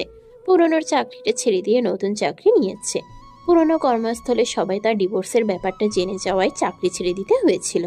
নতুন যেটা করছে সেটার বেতন কম, সুবিধা কম। আগের বাসাটা বিক্রি করে দিয়ে নতুন এলাকায় নতুন বাসায় উঠতে হয়েছে। এলাকায় মানুষের কথার জন্য টিকে থাকা দায় হয়ে যাচ্ছিল। তাই রিয়াদের বাবা মান সম্মান বাঁচাতে বাসাটাই বিক্রি করে দিয়ে এলাকা ছাড়ল। এই 1 বছরে রিয়াদ অনেক মেয়ের সাথে আবার সব নতুন করে শুরু করতে চেষ্টা চালিয়েছে, কিন্তু হয়নি। সম্পর্ক আগিয়ে নিতে গেলেই তার মনে ভয় ঢুকে যায়। ভয় হয় ওই মেয়েটিও যদি তার সাথে বেমানি করে অন্য কারোর সাথে পরকীয়া করে। মাঝখানে একবার অ্যানার সাথে যোগাযোগ করেছিল। একাকিত্বের যন্ত্রণা আর তীব্র হতাশায় যখন ওর জীবনে কোণঠাসা হয়ে গেল, তখন সে অ্যানার সাথে সম্পর্ক গড়ে তুলতে চেয়েছিল। পুরনো প্রেমের দোহাই দিয়ে অ্যানাকে বিয়ের প্রস্তাব দিয়েছিল। অ্যানা তখন তাচ্ছিল্য করে বলেছিল, যে ছেলে বউ থাকাকালীন অ্যানার সাথে পরকীয়ায় জড়িয়েছে, সে যে অ্যানাকে বিয়ে করে অন্য কোথাও পরকীয়া করবে না তার কি গ্যারান্টি? অ্যানার মতো মেয়ের মুখে এই কথা শুনে রিয়াদের তখন মাথায় আগুন জ্বলে যাওয়ার মতো অবস্থা হয়েছিল। অ্যানাকে সামনে পেলে তখন সে মেরেই ফেলত। ওর মতো মেয়েকে ঠেকাই পড়ে বিয়ের প্রস্তাব দিয়েছে, এই তো অনেক। এভাবে করে আর নতুন করে বিয়ে শাদী করা সম্ভব হলো না। তার জীবন একাকিত্ব আর হতাশা দিয়ে পরিপূর্ণ। রিয়াদের বাবা মা খুব চেষ্টা চালাচ্ছেন ছেলের আরেকবার বিয়ে দেওয়ার জন্য, কিন্তু মন মতো মেয়ে পাওয়াই দায়। রিয়াদ এখন প্রায়ই মীরার কথা মনে করে, তাকে মিস করে। তার নিজের খুব গিল্টি ফিল হয়। আগে না বুঝলেও এখন বুঝতে পারছে সে কতটা অন্যায় করেছে মীরার সাথে। মনে মনে সে অনেকবার মীরার কাছে ক্ষমা চেয়েছে। কোনোদিন দেখা হলে সামনাসামনি ক্ষমা চেয়ে নিবে। শুনেছে মীরার আবার বিয়ে হয়েছে। নিশ্চয়ই মীরা এখন সুখে ঘর সংসার করছে, আর রিয়াদ আগুনে জ্বলছে। এটাই বোধহয় পরকীয়ার শাস্তি। রিয়াদের মন বেশি খারাপ হলে পার্কে ঢুকে নদীর পাড়ে গিয়ে গাছের নিচে নিরিবিলি জায়গায় বসে থাকে। আজকেও অফিস শেষ করে অনেকক্ষণ সেখানে বসেছিল। সন্ধ্যা হওয়ার আগ মুহূর্তে বাসায় যাওয়ার জন্য রওনা দিল। পার্ক থেকে বের হয়ে কি মনে করে এয়ারপোর্টের সামনে দিয়ে হেঁটে আসতে মন চাইল তার। প্লেনে শো শো শব্দ করে উড়ে যাওয়া দেখতে ইচ্ছে হলো। এয়ারপোর্টের সামনে আসতেই একটা গাড়ির সামনে দাঁড়ানো শাড়ি পরিহিত একটা মেয়েকে দেখে তার চোখ আটকে গেল। সে কিছুক্ষণ তাকিয়ে রইল। এরপরে বুঝতে পারলো এটা মীরা। রিয়াদ আস্তে আস্তে এগিয়ে গেল। কাছাকাছি হতেই চিরচেনা মীরার চেহারাটা দেখতে পেল। আগের চেয়ে অনেক সুন্দর হয়ে গেছে। স্বামী খুব যত্নে রাখে, বোঝাই যাচ্ছে। রিয়াদ আরেকটু কাছে গিয়ে ধরা গলায় ডাকলো, মীরা। মীরা পরিচিত কণ্ঠস্বর শুনে ভ্রুকুচকে তাকালো। রিয়াদকে দাঁড়িয়ে থাকতে দেখে বিস্মিত হলো। তার মাঝে কিছুটা অস্থিরতা দেখা গেল। সে আশেপাশে তাকাচ্ছে বারবার। রিয়াদ প্রশ্ন করল, কেমন আছো মীরা? ভালো আছি। রিয়াদ কিছুক্ষণ অপেক্ষা করলো মীরা তাকে কেমন আছে জিজ্ঞেস করার জন্য, কিন্তু মীরা করল না। রিয়াদ মনে খুব আঘাত পেল। তার খেয়াল হলো মীরার হাতে পাসপোর্ট। সে জিজ্ঞেস করলো, বিদেশ ঘুরতে চাচ্ছ? মীরা আগের চেয়ে এখন নিজেকে কিছুটা সামলে নিয়েছে। সে চট করে বলল, ঘুরতে না, একেবারে চলে যাচ্ছি। আমার হাজবেন্ড ওখানে সেটেল। রাত কিছুক্ষণের জন্য স্তব্ধ হয়ে গেল। মীরা চলে যাচ্ছে একেবারের জন্য তার খারাপ লাগার কথা না, কিন্তু তারপরেও তার খুব খারাপ লাগছে। মীরা হঠাৎ করে সামনের দিকে তাকিয়ে হাসি হাসি মুখে বলল, ওই তো আমার হাজবেন্ড চলে এসছে, আসি তাহলে, ভালো থেকো। একটা মিষ্টি হাসি উপহার দিয়ে মীরা হাই হিলে খটখট আওয়াজ তুলে সামনের দিকে চলে গেল। রিয়াদ কোনো কিছু বলার সুযোগই পেল না, শুধু দেখল এয়ারপোর্টের ভেতর থেকে 35 থেকে 36 বছরের একটা ছেলে মীরার দিকে এগিয়ে আসছে। এসেই হেসে মীরাকে হাক করলো। এরপর মীরার হাত ধরে এয়ারপোর্টের ভেতরে নিয়ে গেল। রিয়াদ বড় বড় শ্বাস ফেলছে। তার বুকের ভেতর কোথাও একটা চিনচিনে ব্যথা হচ্ছে। যে মেয়েটির তার হাত ধরে সারা জীবন পার করার কথা ছিল, সে আজ আরেকজনের পাশে। রিয়াদ মুখ ফিরিয়ে মাথা নিচু করে হাঁটতে লাগলো। তার নিজের দোষেই আজকে সে মীরাকে হারিয়েছে, সুন্দর একটা সংসার হারিয়েছে। এই আফসোস প্রতিদিনই ওকে কুড়ে কুড়ে খায়। মীরার চলে যাওয়া নিয়ে বেশ কিছুদিনই রিয়াদের মন প্রচণ্ড খারাপ ছিল। সে প্রচুর কষ্ট করে বিষয়টা মাথা থেকে সরানোর চেষ্টা করছে। আজকেও মনটাকে শান্ত করতে নদীর পাড়ে কিছুক্ষণ বসেছিল। ফেরার সময় যখন পার্কের গেটে এলো, তখন আকস্মিক দেখা হয়ে গেল অ্যানার সাথে। ওয়েস্টার্ন ড্রেস পরে কোমর দুলিয়ে হাঁটছে। রিয়াদকে দেখতে পেয়ে অ্যানার মুখের হাসি মিলিয়ে গেল, চেহারা রাগি রাগি হয়ে গেল। দ্রুত পায়ে রিয়াদের কাছে এগিয়ে এসে বলল, তোমাকে পেয়ে ভালোই হলো। মীরার সাথে যোগাযোগ করার কোনো উপায় জানো? ওই শালি নাকি বিদেশে পালিয়ে গেছে। মানে ওর সাথে যোগাযোগ করাটা আমার প্রয়োজন। ওর কাছে আমার 2 লাখ টাকা পাওনা। রিয়াদ হক চুকিয়ে গেল। রিয়াদের মুখ দেখে অ্যানা কৌতুকপূর্ণ হাসি দিয়ে বলল, হ্যাঁ, তুমি দেখি এখনো কিছুই জানো না। বেইমানি শুধু তুমি একা করনি, মীরাও করেছে। মীরা নিজেও পরকীয়া করেছে। এখন পরকীয়া প্রেমিককে বিয়ে করে বিদেশে সেটেল হয়ে গেছে। রিয়াদের মাথায় যেন বাজ পড়ল। সে বিস্ফোরিত চোখে তাকিয়ে রইল অ্যানার দিকে। ধপ করে অ্যানার হাত ধরল, হাতটা মুচড়ে দিয়ে চিবিয়ে চিবিয়ে বলল, নষ্ট মেয়ে, মিথ্যে বলছিস আমাকে। মিথ্যা কথা না, মীরার কলেজের বান্ধবী আমি। ও আমাকে 5 লাখ টাকা দিবে বলে তোমাকে প্রেমের জালে ফাঁসাতে বলেছিল। 3 লাখ দিলেও বাকি 2 লাখ এখনো দেয়নি। রিয়াদ ছেড়ে দিল অ্যানার হাত। প্রতারিত হওয়ার শুকনো ঝাল তার শিরা উপশিরাতে হুল ফুটাচ্ছে। মীরা তাকে রেখে অন্য কারোর সাথে পরকীয়া করেছে?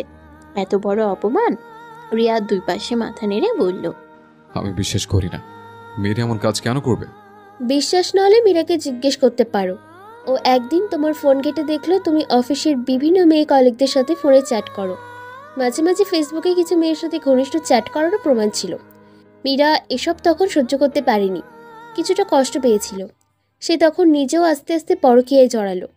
আর তোমাকে ডিভোর্স দেওয়ার জন্য তুমি পরকীয়া করো এটার একটা প্রমাণ লাগতো তার। তাই সে আমার সাথে কন্ট্রাক্ট করেছিল। তবে তুমি যদি আমার সাথে প্রেম শুরু না করতে, তাহলে মীরাও তার পরকীয়া থেকে বের হয়ে আসতো। কিন্তু তোমার চরিত্র তো ফুলের মতো পবিত্র। তুমি 2 দিন কথা বলেই আমার সাথে বিছানায় চলে গিয়েছিলে। তাই মীরা যা করেছে তা তোমার প্রাপ্যই ছিল। ওই মীরাকে আমি ছাড়বো না। ওর জন্য আমার মান সম্মান সব হারিয়েছে। ওর জন্য হয়নি, তোমার নিজের দোষেই হয়েছে। তুমি বউ রেখে পরকীয়া শুরুই বা কেন করেছিলে? আর মীরাকে তুমি পাবে না। সে এখন তার বড়লোক পরকীয়া প্রেমিককে বিয়ে করে বিদেশে পাড়ি জমিয়েছে। ও যেখানে থাকুক, ওকে ধরে এনে আমি শাস্তি দেব। তোমাকে শাস্তি দিতে হবে না, এই পাপের শাস্তি সবাই এমনিতেই পেয়ে যায়। রিয়াদ ধপ করে পার্কের গেটের পাশের বেদিটাতে বসে পড়ল। মীরা তাকে এভাবে ধ্বংস করে দিয়ে নিজে সুখে শান্তিতে থাকছে, এটা তার সহ্য হচ্ছে না। অ্যানা রিয়াদের গালে হাত ছুঁয়ে বলল, কোনোদিন দরকার পড়লে আমাকে ডেকো, তবে আগের মতো ফ্রিতে হবে না। এমনিতেই তোমার এক্স বউয়ের কাছে 2 লাখ টাকা পাও না। যাই হোক, এখন তাহলে আসি বেবি। অ্যানা চলে গেল। রিয়াদ বড় বড় নিঃশ্বাস ফেলতে লাগলো। মীরা এত বড় ধোকা দিল তাকে। এটা সত্যি সে অফিসের মেয়ে কলিগদের সাথে ফ্লার্ট করত। ফেসবুকে অনেক মেয়েদের সাথে অবিবাহিত পরিচয় দিয়ে ঘনিষ্ঠ চ্যাটও করত। মীরা এসব জেনে কোনো প্রতিক্রিয়া না দেখিয়ে নিজেই একটা পরকীয়া করে রিয়াদকে ফাঁসিয়ে চলে গেল। এটাকে রিয়াদ কি বলবে? রিভেঞ্জ নাকি ধোকা? অবশ্যই ধোকা। রিয়াদকে রেখে বড়লোক ছেলে পটিয়ে বিদেশে সেটেল হয়েছে। লোভী মেয়ে, ওকে কোনোভাবেই ছাড়া যাবে না। ওকে উচিত শিক্ষা দিতেই হবে, যেভাবেই হোক। মীরা একটা বারে মদের গ্লাস হাতে বসে আছে। মদের গ্লাস থেকে ছোট ছোট চুমুকে মদ খাচ্ছে। বার ট্যান্ডার ছেলেটা তাকে অনেকক্ষণ থেকেই লক্ষ্য করছিল। মীরাকে মোটামুটি সে চিনে। অনেক দিন থেকে মীরার এখানে আসা যাওয়া। ছেলেটি মীরার কাছে এসে হেসে ইংরেজিতে বলল, হেই বিউটিফুল, আর কিছু লাগবে তোমার? কিছু লাগবে না। ছেলেটি চলে গেল না। সে টেবিলের উপরে 2 হাত রেখে ঝুঁকল মীরার দিকে। বলল, আপসেট কেন তুমি? স্ট্রং কিছু দিব নাকি? ছেলেটির দিকে তাকালো মীরা। আলাপ জমানোর চেষ্টা করছে সে, কিন্তু মীরার আগ্রহ হচ্ছে না। সে ছোট্ট করে বলল, নো থ্যাঙ্কস। মীরার আগ্রহ নেই দেখে ছেলেটা সরে গেল। মীরা গ্লাসে থাকা বাকি মদটা পুরোটা গলায় ঢেলে দিল। না চাইতেই একটা দীর্ঘশ্বাস বেরিয়ে এলো ভেতর থেকে। ইদানিং তার দিনগুলো ভালো যাচ্ছে না। আরিয়ান তাকে একটু সময় দিচ্ছে না। বিদেশে এসেছে 1.5 বছর হয়েছে। প্রথম কয়েক মাস ভালো কেটেছে তার। সমস্যা শুরু হয়েছে গত 6 মাস থেকে। আরিয়ানের বিজনেসের চাপ বেড়ে যাওয়ায় সে বাড়িতে কম, অফিসে থাকে বেশি। যদিও যতক্ষণ বাসায় থাকে ততক্ষণ মীরাকে সময় দেওয়ার চেষ্টা করে, কিন্তু মীরার মনে হচ্ছে কোথায় যেন একটা তাল কেটে গেছে। সে তার চাহিদা মতো সব কিছুই পেয়েছে। দামি গাড়ি, বাড়ি, গহনা, অনেক অনেক শপিং। তারপরেও কেন যেন তার শান্তি নেই। আরিয়ান আর তার মাঝে সে যেন ভালোবাসা খুঁজে পাচ্ছে না। এটাই কি রিয়াদের সাথে প্রতারণা করার ফল? মীরার মাথা ঝাড়া দিয়ে নিজেকে শাসালো। না না, এইসব ভাবলে তার চলবে না। অনেক কষ্টে প্ল্যান প্রোগ্রাম করে রিয়াদের খপ্পর থেকে ছাড়া পেয়েছে সে। এখন নিজের ইচ্ছে মতো জীবন পেয়েছে। এই জীবন সে কিছুতেই নষ্ট হতে দিবে না। আর সে প্রতারণা করার আগে রিয়াদ প্রতারণা করেছে। সে তো তার ইচ্ছা অনিচ্ছা জলাঞ্জলি দিয়ে রিয়াদের সাথেই সারা জীবন কাটাতে চেয়েছিল। কিন্তু যেদিন সে দেখল রিয়াদ অন্য মেয়েদের সাথে ফ্লার্ট করে, ঘনিষ্ঠ চ্যাট করে, তখন তার হৃদয় ছিন্ন ভিন্ন হয়ে গিয়েছিল। তখনই সে সিদ্ধান্ত নিয়েছিল এভাবে আর না। সে এই সম্পর্ক থেকে বের হয়ে তার স্বপ্নের জীবন কাটাবে কোনো ধনী লোকের সাথে। তখন তার মনে পড়েছিল আরিয়ানের কথা। মাসখানেক আগে থেকে আরিয়ানের সাথে তার পরিচয় ছিল। নর্মাল চ্যাট হতো। আরিয়ানের সাথে পরিচয় হয়েছিল হীরার জুয়েলারি রিভিউ দেয় এমন একটা গ্রুপ থেকে। হীরার জুয়েলারির প্রতি মীরার অন্যরকম টান ছিল, তাই এইসব গ্রুপগুলায় তার আনাগোনা ছিল খুব। আরিয়ান সেখানে খুব দামি একটা হীরার হারের ছবি দিয়ে জানতে চেয়েছিল এই হারটা তার বন্ধুর বিয়েতে বন্ধুর বউকে উপহার দেওয়ার জন্য পারফেক্ট কিনা। সেখান থেকেই মীরা আরিয়ানকে স্টক করা শুরু করে। আরিয়ানের প্রোফাইল ঘুরে বুঝতে পারে সে বিদেশে সেটল এবং অত্যন্ত ধনী। তাই সে আরিয়ানের সাথে ইনবক্সে সখ্যতা করতে চাচ্ছিল। সে আরিয়ানের পোস্টগুলো ঘুরে দেখলো সবার কমেন্টে রিপ্লাই আরিয়ান দেয় না। তাই মীরা অন্যরকম কমেন্ট করে আরিয়ানের দৃষ্টি আকর্ষণ করতে চাচ্ছিল। আরিয়ান পরবর্তী পোস্ট করা মাত্রই মীরা অন্যরকম একটা কমেন্ট করলো এবং আরিয়ান রিপ্লাই দিল। ব্যাস এভাবে কয়েকটা পোস্টে কমেন্ট করতে করতে তাদের ইনবক্সেও আলাপ শুরু হলো। রিয়াদের এসব দেখার পর সে আরিয়ানের সাথে আরো বেশি বেশি কথা বলতে লাগলো। আস্তে আস্তে মীরা আরিয়ানের সাথে মিথ্যা গল্প বলে সিম্প্যাথি নিতে লাগলো। তাকে বলল তার স্বামী পরকীয়া করে এবং প্রায়ই মীরাকে মারধর করে। আরিয়ান যখন তার কথাই গলতে শুরু করলো, তখন সে যোগাযোগ করলো অ্যানার সাথে। অ্যানাকে সে ভালোভাবেই চিনত, তার চরিত্র সম্পর্কেও জানত। তাই তাকে টাকার লোভ দেখাতেই সে রাজি হলো রিয়াদকে ফাঁদে ফেলতে। এই পুরোটা সময় মীরা রিয়াদকে সবসময় নজরে রেখেছে। অ্যানার সাথে চ্যাটিং করার সময় সে নিজে থেকেই সরে গিয়ে রিয়াদকে সুযোগ করে দিত, যাতে রিয়াদ ভালোভাবে অ্যানার সাথে চ্যাট চালিয়ে যেতে পারে। এমনকি অ্যানা কল করলেও মীরা না বোঝার ভান করে রিয়াদের কাছে ফোন নিয়ে যেত। অ্যানিভার্সারির দিন রিয়াদ তার জন্য সোনার ফিনফিনে চিকন একটা হার নিয়ে আসলো। দেখিয়ে মীরার মেজাজ খারাপ হলো। অন্তত এই দিন তো একটু ডায়মন্ড ছোঁয়াতে পারতো তাকে। অথচ কয়েকদিন আগে মীরার জন্মদিনে আরিয়ান তাকে ডায়মন্ডের কি সুন্দর একটা ব্রেসলেট পাঠালো। রিয়াদের কাছে সেটা পাথরের ব্রেসলেট নিজে কিনেছে বলে চালিয়ে দিয়েছিল। মীরার আরও মেজাজ খারাপ হলো যখন সে অ্যানার কাছ থেকে জানতে পারলো যে রিয়াদ আজকের দিনেও অ্যানার সাথে ঘনিষ্ঠ সময় কাটিয়েছে। ব্যাপারটা মীরার খুব আত্মসম্মানে আঘাত করেছিল। তাই সে অ্যানাকে বলে দিয়েছিল সে যেন মাঝরাতে রিয়াদকে কল দেয়, আর সে গিয়ে তাকে হাতে নাতে ধরতে পারে। এইসব ভাবতে ভাবতে মীরার মাথাটা আবারও ভনভন করে উঠল। সে বার ট্যান্ডার ছেলেটাকে ডেকে আরও এক গ্লাস মদ নিল। মদে বেশ বড় একটা চুমুক দিল। রিয়াদের নির্বুদ্ধিতার কথা মনে করে ঠোঁট বাঁকিয়ে অল্প হাসল। আর একটু হলে রিয়াদের সাথে সম্পর্ক ঠিক হয়ে যাচ্ছিল তার। তাই বুদ্ধি করে বাসায় অনুষ্ঠানের দিনে অ্যানাকে দিয়ে রিয়াদকে হোটেলে ডেকে নিয়ে গিয়েছিল মীরা। সে ভালো করেই জানতো অ্যানার প্রেম নিবেদনের ডাক রিয়াদ উপেক্ষা করতে পারবে না।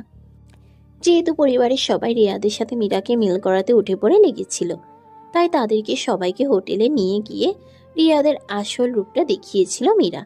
এতে করে আর কেউ তাকে রিয়াদের ব্যাপারে অনুরোধ করেনি, বরং বাবা মাই দায়িত্ব নিয়ে ডিভোর্স করিয়ে দিয়েছে।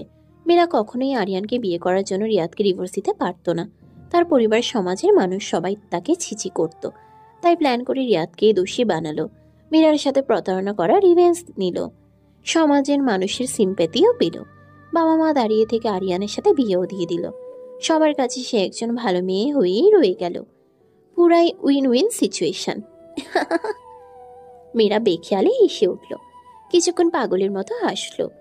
আচমকা হাসি বন্ধ করে দিয়ে ফিসফিস করে নিজের মনেই বলল, অবশ্যই আমি ভালো মেয়ে। রিয়াদ যা শাস্তি পেয়েছে তা তার কর্মের ফল। আমি তো শুধু টোপ দিয়েছিলাম, লোভে পড়ে সে টোপ গিলতে, এতে আমার আর কি করার আছে? ও যদি এনার সাথে পরকীয়ায় না জড়াতো তবে আমিও এসব করতাম না। ও আমাকে রেখে মজা মাস্তি করলে আমি কেন পারবো না নিজের জীবন নিজের মতো করে কাটাতে? মীরার কথা শেষ হতেই একটা ছেলে ভারী কণ্ঠে ইংরেজিতে বলে উঠল, শুনেছিলাম সুন্দরী মেয়েদের একা একা কথা বলার বাতিক থাকে, আজ তার প্রমাণ পেলাম। মীরা ব্রুকুচকে তাকালো তার ডান দিকে। একটা সুদর্শন বিদেশি ছেলে তার দিকে মুগ্ধ চোখে তাকিয়ে আছে। মীরা তাকাতেই মিষ্টি করে হাসলো। মীরা আগা গোড়া ছেলেটাকে পর্যবেক্ষণ করলো। পা থেকে মাথা অব্দি দামি ব্র্যান্ড জিনিসে মোড়ানো। হাতের দামি ঘড়িটা দেখে মীরার মাথার অবস্থা পুরোপুরি কেটে গেল। সে নিজেকে ঠিকঠাক করে বসলো। ছেলেটা বলল, আমি কি তোমাকে একটা ড্রিঙ্ক অফার করতে পারি? মীরা কেন জানি না করতে পারল না। দুজনে মিলে অনেকক্ষণ কথা বলল। অনেকদিন পর একজন সঙ্গী পেয়ে মীরার ভালো লাগতে শুরু করলো। তার একাকিত্ব অনেকটাই কেটে গেল, কিন্তু সে যত সম্ভব সম্পর্কটা বন্ধুত্বপূর্ণ রাখতে চেষ্টা করবে খুব, কারণ তার স্বামী সংসার আছে। যদিও সেটাকে আদৌ সংসার বলা যায় না, কারণ আরিয়ান বাড়িতেই তো থাকে না তেমন। বারের উপরের তলায় কাজ বিস্তৃত ঘরটাতে বসে আরিয়ান নিচে বসা মীরার দিকে তাকিয়ে মুচকি হাসছে। বারে থাকা সুন্দরী কম বয়সী একটা মেয়ে এসে তার গা ঘেঁষে বসলো এবং একটা মদের গ্লাস তার দিকে এগিয়ে দিল। আরিয়ান মেয়েটির গায়ে টাচ করতে করতে মদের গ্লাসে চুমুক দিল। তার চোখ এখনো মীরার দিকে। মীরার সাথে বসা ছেলেটির সাথে খুব হেসে হেসে কথা বলছে। আরিয়ানের ঠোঁটের কোণে শয়তানি একটা হাসি ফুটল। মীরা তার বউ অন্য ছেলের সাথে হেসে হেসে কথা বলছে, তাও তার খারাপ লাগছে না। সে তো চাই মীরা পরকীয়া করুক, যাতে করে মীরাকে তার জীবন থেকে সরাতে সহজ হয়। এই 1.5 বছরে সে বেশ বুঝতে পারছে মীরা একটা লোভী মেয়ে। এই মেয়ের সাথে সে সংসার করতে চায় না। মীরার আগের স্বামীকে কিভাবে মীরা জীবন থেকে সরিয়েছে তা সে জানে। আগের স্বামীকে ঠকিয়ে যেই মেয়ে পরকীয়া প্রেমিককে বিয়ে করতে পারে, সে যে আরিয়ানকে ঠকাবে না তার কি গ্যারান্টি? আরিয়ান একটা ভালো মেয়ের সাথে সংসার করতে চায়। মীরাকে বিয়ে করে তার পরিবারও তার উপর নাখোশ। তার বাবা একটা মেয়ের কথা তাকে জানিয়েছে। মেয়ের বয়স কম, এই বিদেশি মেয়ের পরিবার সেটল, বেশ ধনী আর বংশীয় পরিবারের মেয়ে। আরিয়ানের মেয়েটাকে পছন্দ, মেয়েটাকে সে বিয়ে করতে চায়, কিন্তু তার আগে মীরাকে ঘাট থেকে নামাতে হবে। বিনা কারণে ডিভোর্স দিলে মামলা মোকদ্দমায় ফাঁসতে পারে, বড় অঙ্কের অ্যালিমনিও দাবি করতে পারে। এর চেয়ে পরকীয়ার নাটক সাজিয়ে মীরার উপর দোষ চাপাবে। এরপর অল্প কিছু টাকা যেটা কাবিনে উল্লেখ আছে সেটা দিয়ে মীরাকে দেশে পাঠিয়ে হাত ধুয়ে ফেলতে চাইছে। তাই এই বিদেশি ছেলেটাকে ভাড়া করেছে মীরাকে প্রেমের ফাঁদে ফাঁসানোর জন্য। আরিয়ান জানে মীরা ধনী ছেলেদের পছন্দ করে, তাই ছেলেটাকে দামি গেটআপে পাঠিয়েছে মীরার কাছে। মীরা প্ল্যানে ফাঁসলেই ইমোশনাল অভিনয় করে যা করা করে ফেলবে, যেমনটা সে রিয়াদের সাথে করেছে। মীরার প্রতি যেটাকে ভালোবাসা ভেবেছিল সেটা আসলে ভালোবাসা ছিল না, ছিল সহানুভূতি। মীরা মিথ্যা বলে সহানুভূতি নিয়েছিল, কিন্তু পরে যখন আরিয়ান সমস্ত কিছু জানতে পারে মীরার ফোনে নোটস থেকে, যেখানে সে রিয়াদকে সরানোর প্ল্যানের সমস্ত খুঁটিনাটি লিখে রাখত, তখন থেকেই মীরার প্রতি এক ঘৃণা জন্ম নিল। এই মেয়ে তাকেও ফাঁসাবে না তার কি গ্যারান্টি? তাই মীরা তাকে ফাঁসানোর আগে সেই মীরাকে ছুড়ে ফেলবে জীবন থেকে। আর এটাই হবে মীরার প্রতারণার শাস্তি। দুপুরের উত্তপ্ত রোদের মাঝে রিয়াদ অফিসের ব্যাগ কাঁধে নিয়ে হেঁটে যাচ্ছে বাসার দিকে। আজ অফিস শেষ না করেই বের হয়ে পড়েছে। কাল হয়তো বসের গালি শুনতে হবে, হয়তো চাকরি নিয়েও টানাটানি পড়বে। এতে রিয়াদের কিছু যায় আসে না। সে একটা সিগারেট ধরালো। উত্তপ্ত রোদের নিচে উস্কো ফুস্কো চুলে সিগারেটের ধোঁয়া ছাড়তে ছাড়তে হাঁটতে লাগলো। মাথায় তার চিন্তা কিভাবে মীরার কাছে পৌঁছাবে। 2 বছরের উপরে চলতে লাগলো, এখনো মীরার কোনো খোঁজ পাচ্ছে না। মীরা পর্যন্ত না পৌঁছানো অবধি তার মন শান্ত হবে না। গত 2 বছর যাবতীয় এক অস্থির জীবন কাটাচ্ছে সে। মীরার উপর প্রতিশোধ নিয়ে এরপর তার জীবনে শান্তি হবে। কিভাবে প্রতিশোধ নিবে তা এখনো ঠিক করেনি। আগে তো মীরার কাছে পৌঁছাক, তারপর দেখা যাবে। রিয়াদ একটা দোকানের ছায়ায় দাঁড়িয়ে সিগারেটে শেষ টান দিল, তারপর ছুঁড়ে ফেলে দিয়ে আবারও একটা সিগারেট ধরালো। রোদে চোখ মুখ কুঁচকে রাস্তার দিকে তাকালো। রোদ যেন আগুন। রিয়াদ 3 রাস্তার মোড়টার দিকে আনমনে তাকিয়ে থেকে সিগারেটে টান দিতে লাগলো। আচমকা তার চোখ আটকে গেল রাস্তার অপর পাশে দাঁড়ানো একটা মেয়ের দিকে। মাথায় ওড়নার ঘোমটা দেয়া একটা মেয়ে দোকান থেকে কি যেন কিনছে। রিয়াদের খুব চেনা লাগলো মেয়েটাকে। রিয়াদ মেয়েটার দিকে আনমনেই তাকিয়ে রইল। হঠাৎ করে বিদ্যুৎ পৃষ্ঠের মতো চমকে উঠল সে। মেয়েটি মীরা। রিয়াদ এখনো মেয়েটির মুখ দেখতে পাচ্ছে না, কিন্তু সে নিশ্চিত এটা মীরা। রিয়াদ সিগারেটে ফেলে দিয়ে গাড়ি ঘোড়ায় কোনো কিছুর পরোয়া না করে রাস্তার মাঝখানে দিয়ে সোজা হেঁটে মীরার দিকে এগোতে লাগলো। মীরা তার দিকে পিছন ফিরে দাঁড়িয়ে আছে। রিয়াদ স্থির হয়ে সটান দাঁড়িয়ে রইল মীরার পাশে। সে মীরার মুখটা দেখার অপেক্ষা করছে। মীরা দাম মিটিয়ে রিয়াদের দিকে ফিরতেই মুখটা রিয়াদ ভালোভাবে দেখল। হ্যাঁ, এটা মীরা। কিন্তু মীরা তার দিকে তাকালো না। সে দোকানের ফেরত দেওয়া টাকাগুলো গুনতে গুনতে ফুটপাত ধরে হাঁটতে লাগলো। রিয়াদ কিছুক্ষণ বিস্ময়ে আচ্ছন্ন হয়ে দাঁড়িয়ে রইল। এরপর দ্রুত পায়ে হেঁটে গিয়ে মীরার বাহুতে ধরে নিজের দিকে ফেরালো। বাহুতে আচমকা টান পেয়ে মীরা ব্যথা পেয়ে আহ শব্দ করে উঠল। চোখ তুলে দেখল তার সামনে রিয়াদ দাঁড়িয়ে আছে। রিয়াদকে দেখে মীরার মুখটা হাঁ হয়ে গেল। সে দেশে আসার পর থেকে রিয়াদের সাথে যেন দেখা না হয়ে যায় তার সর্বাত্মক চেষ্টা করেছে, কিন্তু শেষমেশ দেখা হয়েই গেল। রিয়াদের উস্কো খুস্কো চুল আর লাল চোখ দুটো দেখে মীরার ভয় হলো। রিয়াদ হিংস্র চোখে কিছুক্ষণ মীরার দিকে তাকিয়ে রইল। কম দামে একটা 3 পিস পরে আছে মীরা। এয়ারপোর্টে যেমন দেখেছিল চেহারায় সেরকম চকচকে ভাবটা নেই। রিয়াদ স্বাভাবিকভাবে প্রশ্ন করল, কবে আসলে দেশে? বেড়াতে আসলে বুঝে? হাজবেন্ড কোথায় তোমার? মীরা থতমত খেলো।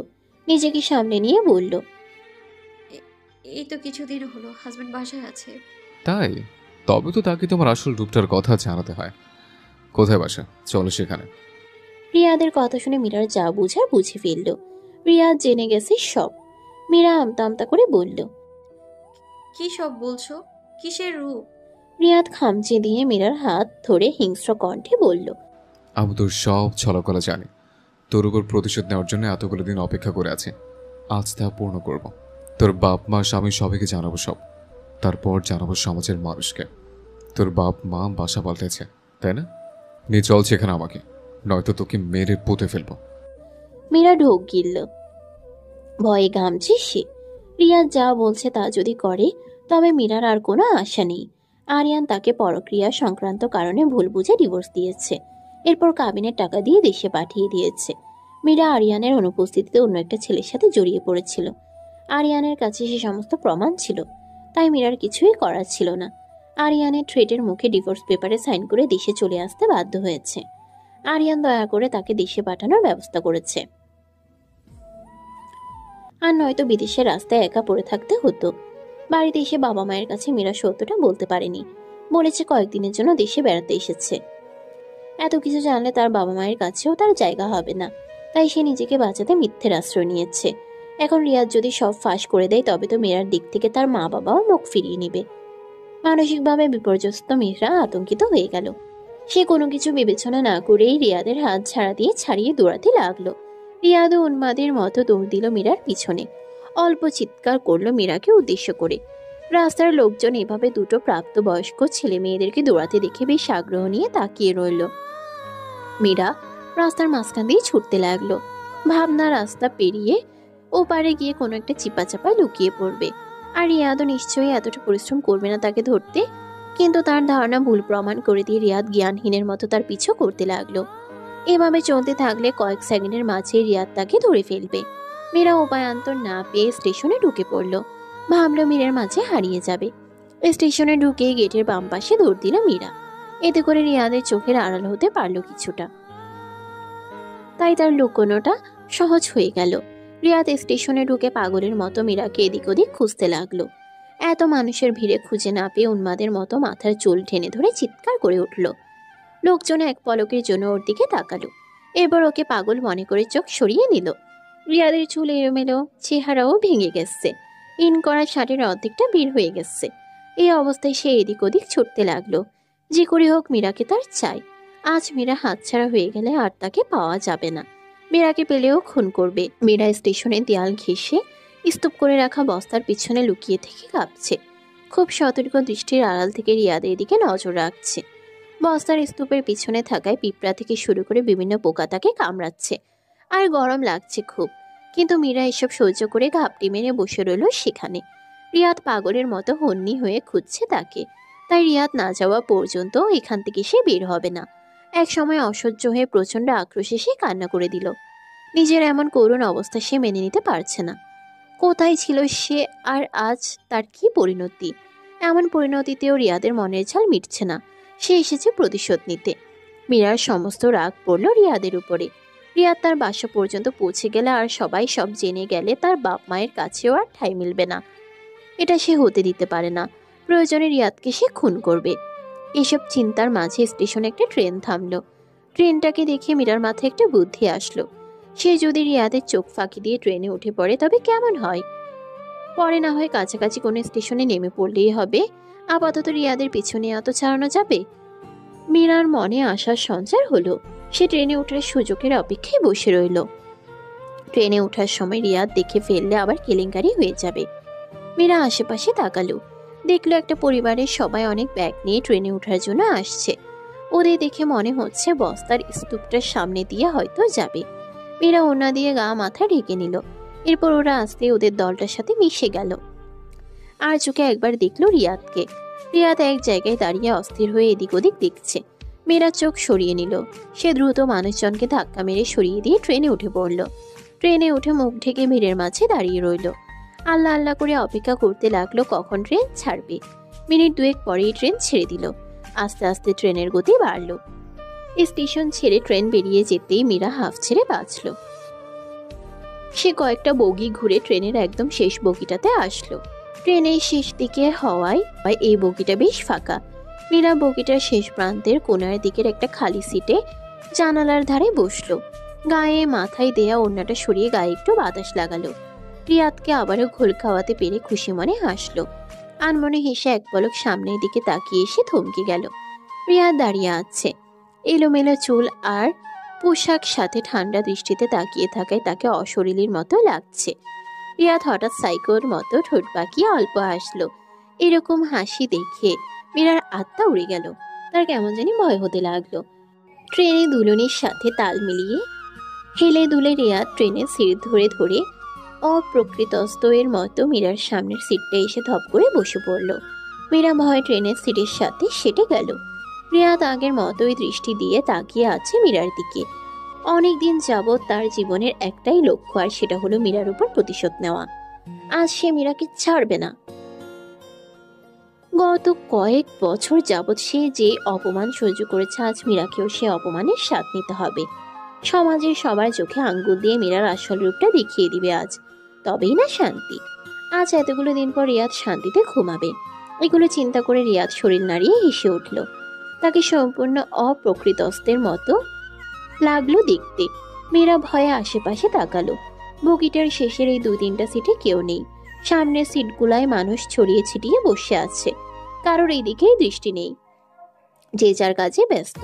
কাজেই কারো কাছ থেকে সাহায্য পাওয়ার আশা সে ছেড়ে দিল। সে নিজেই নিজেকে বাঁচানোর ছক কষতে থাকলো মনে মনে। কয়েক মুহূর্তেই তার প্যানিক অ্যাটাক হতে থাকলো। শরীর কাঁপছে। নিজেকে বুঝ দিয়ে সান্ত্বনা দিল, কিন্তু এতে প্যানিক করা বন্ধ হলো না। এই অবস্থায় সে একটা কঠিন সিদ্ধান্ত নিল। সে রিয়াদকে মেরে ফেলবে। বেঁচে থাকলে রিয়াদ কোনোদিন তার পিছু ছাড়বে না। মীরা জীবনে একটু শান্তি চায়। যেখানেই যাচ্ছে সেখানেই কেবল তার জীবনে অশান্তি আসছে। এই অশান্তির থেকে সে মুক্তি চায়, কিন্তু রিয়াদের জন্য সেটা সম্ভব না। রিয়াদ তাকে শান্তি দিবে না। তার একমাত্র সম্বল হচ্ছে বাবা মা আর সমাজের মানুষের সিম্প্যাথি। সেটাও যদি নষ্ট হয় তবে ওর যাওয়ার জায়গা থাকবে না। এই যে রিয়াদকে খুন করে এই অধ্যায়ের এখানে ইতি ঘটানো ভালো। মীরা আর রিয়াদ দুজনেই পরস্পরের চোখের দিকে তাকিয়ে রইল। তাদের দৃষ্টিতে ঘৃণা, ক্ষোভ আর আক্রোশ। দুজন দুজনকে পারলে যেন এক্ষুনি ছিঁড়ে ফেলে। দূর থেকে ট্রেনের হুইসেলের শব্দ শোনা গেল। মীরা জানালা দিয়ে মাথা বের করে দেখলো একটা ট্রেন দেখা যাচ্ছে দূরে। ট্রেনটা পাশে রেললাইন দিয়েই যাবে। মীরার চোখে মুখে শয়তানি হাসি ফুটে উঠল। সে হুট করে বসা থেকে দাঁড়িয়ে পড়ল। এরপর দ্রুত চলে গেল ট্রেনের দরজার কাছে। মীরার এরকম চলে যাওয়া দেখে রিয়াদ ভাবল মীরা পালাচ্ছে। সেও দ্রুত তার পিছু নিল, কিন্তু মীরা থেমে গিয়ে দরজার কাছে দাঁড়িয়ে রইল। মীরার মতিগতি রিয়াদের বোধগম্য হচ্ছে না। সে মীরার কাছে গিয়ে মুখোমুখি দাঁড়িয়ে দাঁতের দাঁত ঘষে ফিসফিস করে বলল, আবার কি ফোন দিয়েছিস নষ্টা?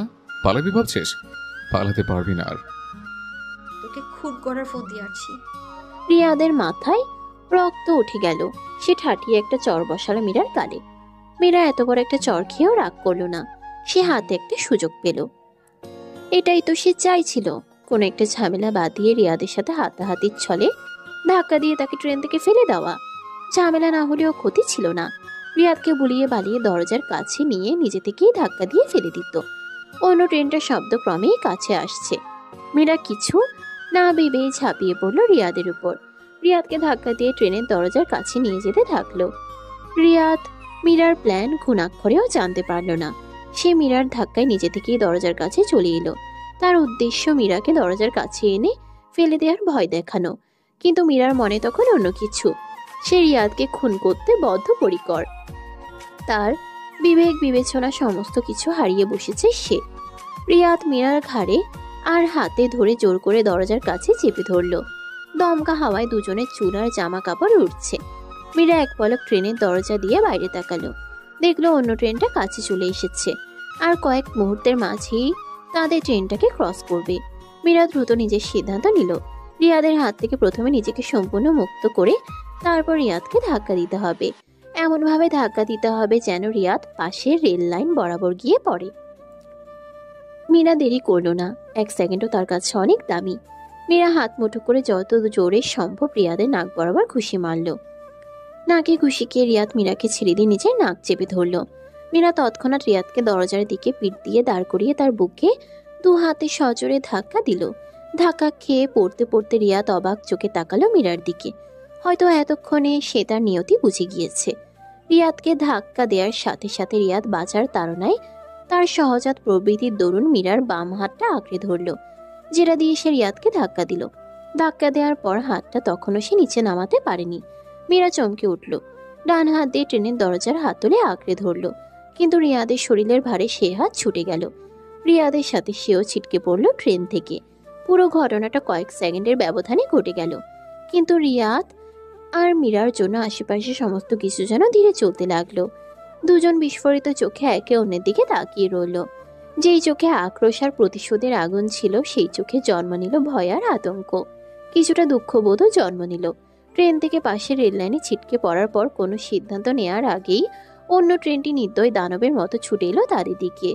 ছুটে আসা ট্রেনটার দিকে তাকিয়ে শেষ সময়ে দুজনেই দুজনকে আঁকড়ে ধরল। পরিশিষ্ট এসআই জহিরুল হক নাকমুখ কুচকে রেল লাইনের উপর টুকরো হয়ে থেতলে যাওয়া মৃতদেহগুলোর দিকে তাকিয়ে আছে। 40-এর উপর বয়স তার। চাকরির বয়সও নেহাত কম নয়।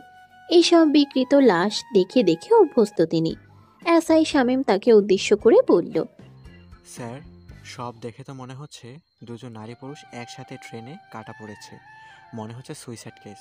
যে কেউই হোক, লাশ দুইটা মর্গে পাঠানোর ব্যবস্থা কর। ওদের পরিবারের লোকজনের খবর নিয়ে তাদের ঘটনাটা জানাও। আশেপাশে লোকেরা কেউ কি কিছু দেখেছে কিনা তারও খবর নাও। শামীম চলে গেলে জহিরুল হক একটু দূরে এসে সিগারেট ধরালেন। হাত ঘড়িতে সময় দেখলেন। এসব শেষ করতে করতে বিকেল হয়ে যাবে। কে যে এদেরকে ভর দুপুরে রেল লাইনে এসে মরতে বলেছিল? ভাবনার মাঝে তার বউ কল করলো। খুবই বিরক্ত হলেন তিনি। তার সত্ত্বেও কল ধরলেন। হাসি হাসি মুখ করে মধুর সুরে বউয়ের সাথে আলাপও করেন। স্পষ্ট জানিয়ে দিলেন ফিরতে রাত হবে। কলটা কেটে দিয়ে বউকে উদ্দেশ্য করে বললেন, শালি, তোর যন্ত্রণায় বাঁচি না। এরপর একটা মুখস্থ নাম্বার ডায়াল করলেন। ও পাশ থেকে কল করতেই কামক কণ্ঠে বললেন, বিকেলে ডিনারে আসো সোনা, তৈরি থেকো। ও পাশ থেকে নারী কণ্ঠটি কিছু একটা উত্তর দিল। তা শুনে জহিরুল আরও কামক কণ্ঠে কিছু অশ্লীল কথাবার্তা বললেন। এরপর কয়েকটা চুমু দিয়ে কল কেটে দিলেন। কল কেটে এসআই শামীমের দিকে বিদ্রুপের চোখে তাকালেন। শামীমের বই তার প্রেমিকা। অফিসের এক কলিগের বিয়ের অনুষ্ঠানে শামীমের কচি বউকে দেখে নিজেকে আর সামলাতে পারেনি জহিরুল হক। ঘরে বউ পুরনো হয়ে গেছে। তাই সারাদিন এসব বিকৃত লাশ দেখে বেড়ানো পুলিশি জীবনে একটু আধটু এসবের প্রয়োজন আছে। বিকেলের আগে শামীমকে কেসের দায়িত্ব দিয়ে জহিরুল হক বেরিয়ে গেলেন অন্য একটা তদন্তের বাহানা দিয়ে। জহিরুল হক চলে যেতেই শামীম এদিকটার কাজ কোনো মতে শেষ করে কনস্টেবলদেরকে বাকি সব সামলাতে বলল। তারপর কল করলো তার নিজের প্রেমিকাকে। কল করেই বলল, স্যার অন্য একটা তদন্তের জন্য বেরিয়ে গেছে, আসবো নাকি? ওপাশ থেকে কিছু একটা শুনে শামীম হো হো করে হেসে উঠল। বলল, বাড়িতে কচি বউ তো কি হয়েছে, আমার তোমার মতো একটু বয়স্ক মহিলাদের ভালো লাগে। বাড়ির বউ হচ্ছে সাদা ভাত আর প্রেমিকা বিরিয়ানি, মাঝে মাঝে বিরিয়ানি খেতে হয়। আসছি আমি। শামীম কল কেটে দিল। জহিরুল হকের 38 বছর বয়সী বউয়ের সাথে তার পরকীয়ার সম্পর্ক। একটা বিয়ের অনুষ্ঠানে তাদের আলাপ, এরপর মেসেঞ্জার চ্যাটিং। তখন থেকেই বুঝতে পারে জহিরুলের স্ত্রী একাকিত্বে ভুগছে। সেই সুযোগ কাজে লাগিয়ে জহিরুলের স্ত্রীর সাথে পরকীয়া চালিয়ে যাচ্ছে সে। স্যারের বউয়ের সাথে পরকীয়া চালাতে পেরে খুব গর্বিত সে। জহিরুলের নাকের ডগায় বসে তার বউকে ভোগ করছে, অথচ জহিরুল টেরও পাচ্ছে না। নিজেকে খুবই চালু ভাবে সে। বাঁকায় এসে মনের খুশিতে বাইক স্টার্ট দিল শামীম। গন্তব্য পরকীয়া। সমাপ্ত।